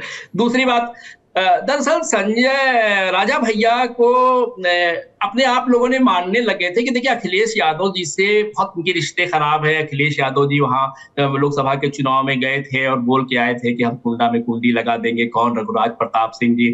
और मैंने जैसे पहले भी कहा कि अखिलेश जी में ये है कि हम झुकेंगे नहीं, चाहे जो हो जावे, ठीक है। तो उसके बाद से लोग राजा भैया को बीजेपी का ही मानने लग गए थे। सारे मीडिया में जो भी खबरें छपती थी कि बीजेपी के इतने वोट, राजा भैया के इतने वोट, मतलब बीजेपी के खेमे की जो वोटिंग आती थी उसमें आती थी कि भाई बीजेपी के ये हो गए, आशीष पटेल जी के ये वोट हो गए, राजा भैया के ये वोट हो गए। अब राजा भैया को लगा कि पूरे चुनाव में हमसे तो कोई बातें नहीं कर रहा है, हम तो सीधे सीधे क्या कहते हैं बीजेपी के खेमे में गिने जा रहे हैं। राजा भैया ने वहीं से फिर जो भी हुआ, समाज लोग कहते हैं कि समाजवादी पार्टी फिर वही चूक कर गई कि उन्होंने समाजवादी पार्टी का उनका संदेश पहुंचा कि भाई ऐसा रिश्ते, राजनीति में कोई रिश्ते जो खराब होते हैं वो अस्थायी नहीं होते हैं, वो बनते बिगड़ते रहते हैं। तो फिर समाजवादी पार्टी तुरंत अपने उत्तम पटेल जी को, नरेश उत्तम जी को उनके घर भेज देती है। बात ये होती है कि साहब आप हमको 2 वोट अगर दे दोगे इसमें तो हम आपको लोकसभा की भी 3-4 सीटें जो आपके प्रभाव क्षेत्र वाली हैं हम उसको देने पर तैयार है। सब कुछ बात होती है, लेकिन राजा भैया को जो उसके पीछे उनका लक्ष्य था वो काम कर गया। जैसे ही ये खबर बीजेपी के सर्किल में लखनऊ से लेकर दिल्ली तक पहुंची कि बने कि क्या हो रहा है, राजा भैया से क्या किसी ने संपर्क नहीं किया, तो भूपेंद्र चौधरी जी जल्दी पहुंचते हैं और रात में ही और संपर्क करते हैं। अगले दिन वो कहते हैं कि नहीं, हम तो एनडीए के साथ हैं। तो कुल मिलाकर ये था कि उनको समाजवादी पार्टी में आना ही नहीं था। अब ये बात समाजवादी पार्टी के लोग नहीं समझ पाए, क्या समझते हुए भी उन्होंने सोचा कि ठीक है, हमें नहीं आएंगे तो क्या आएंगे, एक दिन चलो हम भी बीजेपी के खेमे में हलचल मचा देवे, थोड़ा सा बीजेपी के लोगों को परेशान कर देवे। अगर हो सकता है कि समाजवादी पार्टी ने उनके ऑफर को ठुकरा दिया होता कि नहीं हमें कोई बात नहीं करनी है, तो हो सकता है कि बीजेपी के खेमे में इतनी हलचल नहीं मचती होती। लेकिन जैसे ही फोटो वायरल हुए सोशल मीडिया पर कि नरेश उत्तम अभी मिलकर राजा भैया से निकले, ये बात हुई, बीजेपी की खेमे में लखनऊ से लेकर दिल्ली तक के राजा भैया से संपर्क करने के लिए आदेश होने लग गए और अपने भूपेंद्र चौधरी जी फिर उनसे मुलाकात करके ही आए। लालमणि जी, इससे आगे बढ़ते थोड़ा राज्यसभा के चुनाव से लोकसभा के चुनाव पर आते हैं। ये जो राज्यसभा का घटनाक्रम हुआ है, इसका परिणाम और अभी आप लोकसभा की जो ज़मीन है उत्तर प्रदेश की खास करके, उसमें किस तरफ देखते हैं, किस तरफ जाने वाला है चुनाव? राज्यसभा चुनाव के पहले जो लोकसभा चुनाव जिस प्रकार से होना था, जो यथास्थिति जो लग रही थी कि परिणाम ऐसा आएगा, जो भी है, जो भी लोगों को लग रहा था, पब्लिक को लग रहा था, हम लोग को लग रहा था, राज्यसभा चुनाव के बाद ऑलमोस्ट अभी वैसा ही है। इनफैक्ट थोड़ा सा ज्यादा ये हुआ है कि लग रहा है कि इस क्रॉस वोटिंग ने ये मैसेज दिया है और बीजेपी के 8वें सांसद ने प्रत्याशी ने जीत के बीजेपी ने ये मैसेज दिया है कि देखिए विपक्ष अभी भी कमजोर है, उनका गठजोड़ कमजोर है, वो अभी भी अपने लोगों को एक साथ नहीं रख पा रहे हैं। जबकि बीजेपी को देखिए, उसने बिना किसी शोर शराबे के अचानक से एक 8वां प्रत्याशी उतारती है और अपोजिशन के विधायकों को तोड़ के उनसे वोट ले लेती है, और किसी को अपोजिशन के नेताओं को पता भी नहीं चलता है कि उन्हीं की पार्टी में क्या हो रहा है, और अगर पता भी चला तो वो उसको रोक भी नहीं पाए। तो और जैसा मैंने पहले भी कहा था, अमेठी रायबरेली जो कांग्रेस का सबसे मजबूत क्षेत्र था, वहां पे अगर कांग्रेस को नुकसान होता है तो उससे उनके संबंध खराब होंगे ही समाजवादी पार्टी के। अभी आप देख लीजिए, हालांकि इसका मुझे एक अलग इम्पैक्ट नजर आया। अभी गांव में मैंने कुछ जिलों में बात किया तो जो सपा के जो अभी विधायक घोषित हुए हैं वो लोग कांग्रेस के कार्यालय जा रहे हैं। जैसे कि अंबेडकर नगर में लालजी वर्मा को समाजवादी पार्टी ने उतारा है, वो अभी 3-4 दिन पहले कांग्रेस के जिला कार्यालय गए, जैसा कभी होता नहीं है कि एक दल 2017 में गठबंधन हुआ था तो सपा के कोई प्रत्याशी या कांग्रेस के प्रत्याशी एक दूसरे के ऑफिस नहीं गया, एक दूसरे से बात भी नहीं हुई थी उस समय। अभी श्रेया वर्मा जो गोंडा से प्रत्याशी उतारी गई हैं, समाजवादी पार्टी के लोग वहां पे जिला में कांग्रेस के कार्यालय गए। कांग्रेस से ही तनुज पुनिया है जो बाराबंकी से चुनाव लड़ना चाहते हैं, वो पूरे बाराबंकी में घूम घूम के समाजवादी के अलग अलग लोग, अरविंद सिंह गोप, राकेश वर्मा सबसे मिल रहे हैं, आजाद समाज पार्टी के कार्यालय जा रहे हैं। तो इन लोगों को ये लगा है कि नहीं, हमें जो ये खराब मैसेज गया है उसको हमें डैमेज कंट्रोल करना पड़ेगा, हमें दिखाना पड़ेगा कि नहीं, हम बीजेपी के खिलाफ एक साथ खड़े हुए हैं, और इसके लिए उन्होंने जमीन पे एक्सरसाइज शुरू की है। तो लेकिन अभी मुझे बहुत ज्यादा उसके पहले और बाद में बहुत ज्यादा कोई फर्क आता नजर नहीं दिख रहा है। पब्लिक के मूड जो पहले था, ऑलमोस्ट पब्लिक का मूड और वैसा ही है, इनफैक्ट थोड़ा सा और बीजेपी के पक्ष में मजबूत होता दिख रहा है, क्योंकि उनको लगा कि ये विपक्ष तो बड़ा बिखरा हुआ है, ये अपने ही लोगों नहीं समेट पा रहे हैं, तो ये भाजपा जैसी जो वेल ऑर्गेनाइज हो कि पूरी चुनाव तैयारी कर रही है, लोकसभा, राज्यसभा, विधान परिषद में भी लग जाती है, वो नगर पंचायत की चुनाव हो या ग्राम पंचायत, सब में एकदम एक वोटर की मार्किंग करके तैयारी करती है। तो ये लोग कैसे कितना मुकाबला करेंगे, तो ऑलमोस्ट अभी सिचुएशन वैसी ही है, लेकिन उनका फर्क तो है। नदीम सर, आपकी तो लखनऊ में बहुत सारे लोगों से मुलाकात होती रहती है, इधर बीच भी कई लोगों से मुलाकात हुई होगी। अब चलते चलते थोड़ा सा लोकसभा पे भी प्रकाश डाल ही दीजिए। नाम भले मत लीजिएगा, आप नाम लेने से बचते हैं, लेकिन आप जो कॉलम लिखते हैं उसमें भी आप बिना नाम लिए बहुत कुछ कह जाते हैं और उसका मैसेज मजबूत जाता है। तो कौन कौन लोग हैं जो लखनऊ के आसपास जो है लोकसभा की तैयारी कर रहे हैं और टिकट के प्रयास में लगे हुए हैं बड़ी मजबूती से? अब देखिए, लखनऊ के आसपास की सीट पर तो आप देखिए ना, तो समाजवादी पार्टी ने अपना भी प्रत्याशी घोषित कर दिया है, और बीजेपी के लिए राजनाथ सिंह जी तय ही माने जा रहे हैं। अगर आप बाराबंकी की सीट की तरफ बढ़िएगा तो वहां से भी समाजवादी पार्टी ने वो कांग्रेस की सीट दे दिया है, और कांग्रेस की तरफ से पुनिया परिवार से ही प्रत्याशी आने की बात कही जा रही है। और जहां तक बीजेपी की बात है, तो जो बीजेपी के उम्मीदवार हैं, बीजेपी के जो मौजूदा सांसद हैं, बहुत कम संभावनाएं हैं कि उनका टिकट कटे। लेकिन बीजेपी के बारे में कुछ भी कहा नहीं जा सकता है, बहुत वहां प्रत्याशित फैसले होते हैं, वो दिल्ली से होते हैं, लास्ट मोमेंट पर होते हैं, तो नहीं कहा जाता। लेकिन सपा के ज्यादातर प्रत्याशी, उनकी 3 लिस्टें आ गई हैं, और जिन भी जो सीट कांग्रेस को दी गई है, कांग्रेस की तरफ से भी तमाम नाम और चेहरे आ ही चुके हैं। और लेकिन ये तो तय है कि जो पीडीए बना है उसमें पूरी की पूरी मेहनत, पूरा का पूरा जो भी दांव लगाना है वो अखिलेश यादव जी को ही लगाना पड़ेगा। कांग्रेस के पास न ग्राउंड लेवल पर वर्कर बचे हैं, न उनके पास चेहरे हैं जो चुनाव जीत पावे, और ऐसी स्थितियों में पूरा जोर अखिलेश जी को लगाना है। अखिलेश जी की मजबूरी बन गई थी कि उनको गठबंधन करना पड़ा, वरना तो वो अकेले चुनाव में जा रहे थे। लेकिन आज की तारीख में वो उत्तर प्रदेश में विपक्ष के एकमात्र चेहरा हैं। उन पर एक बहुत सामाजिक प्रेशर पड़ रहा था कि साहब आपको पहल करनी चाहिए, अरे आप तो बीजेपी के खिलाफ अगर आप पहल नहीं करोगे तो फिर कौन करेगा। एक उन तक ये मैसेज भी था कि साहब मुस्लिम वोट चाहता है कि गठबंधन कांग्रेस से हो, बड़ा खराब मैसेज चला जाएगा, लोग कहेंगे कि अखिलेश यादव बहुत एरोगेंट हैं, वो किसी से बात नहीं करते हैं, तो अच्छा नहीं लगेगा। तो फिर अखिलेश यादव जी को लगा कि चलो ठीक है, हम ही कर ही लेते हैं कांग्रेस से। और जो उनको 17 सीटें दिया भी है, तो पहले भी वो अखिलेश यादव जी उनको 8-9 सीटों दे रहे थे, जब जिस पर बात नहीं बन रही थी। उसमें रायबरेली और अमेठी में तो ऐसे भी कैंडिडेट नहीं उतारते हैं। फिर उन्होंने 7 सीटें उनको दे रहे थे, जयंत चौधरी जी को दे रहे थे। फिर जब जयंत चौधरी जी भी चले गए तो उनके पास मोटा मोटा खाका बच रहा था, तो उन्होंने 17 सीटों तलक के देकर कम से कम ये तोहमत अपने पर नहीं लगने दी, इस तोहमत से अपने को बचाया कि साहब अखिलेश यादव जी ने कोई पहल ही नहीं करी। वो पहले से कह रहे थे कि हम बसपा से समझौता नहीं करेंगे, फिर उन्होंने आखिर में कांग्रेस को भी से कोई बात नहीं करी। तो अखिलेश जी ने एंटी बीजेपी वोट में, खासतौर पे अपने जो कोर वोट बैंक है उत्तर प्रदेश में, उसको ये मैसेज देने के लिए कि साहब हम पहल करने को तैयार हैं, हमारी तरफ से कोई गलती नहीं हो रही है, उन्होंने कांग्रेस से कर लिया है। कांग्रेस के पास आज प्रत्याशी ढूंढने नहीं मिल रहा है लोगों को। पता ही है, जो दूसरी पार्टियों से लोग आ रहे हैं, अगर आपको उन्हीं को टिकट देना है तो फिर आपने टिकट अखिलेश यादव से क्यों मांगा? फिर अखिलेश यादव के ही आदमी लड़ने दे देते। लेकिन खैर, कि कांग्रेस की अपनी मर्जी है या अखिलेश यादव जी की अपना समीकरण है, उनकी राजनीति है। अब कांग्रेस इस उम्मीद पर चल रही है कि साहब ऐसा हो जाएगा तो ऐसा हो जाएगा, ऐसा हो जाएगा तो ऐसा हो जाएगा। वो 2009 के सपने में जी रही है कि साहब 2009 में तो हमारे 21 सांसद जीत गए थे, अप्रत्याशित रिजल्ट आ गया था। अब उसको समझाओ, जब लोगों को, उनके लोग आते हैं, बात करते हैं, उनको बताओ कि भाई 2009 में इसलिए आपका रिजल्ट अप्रत्याशित आ गया था क्योंकि 2004 में आपकी सरकार वहां केंद्र में चल रही थी।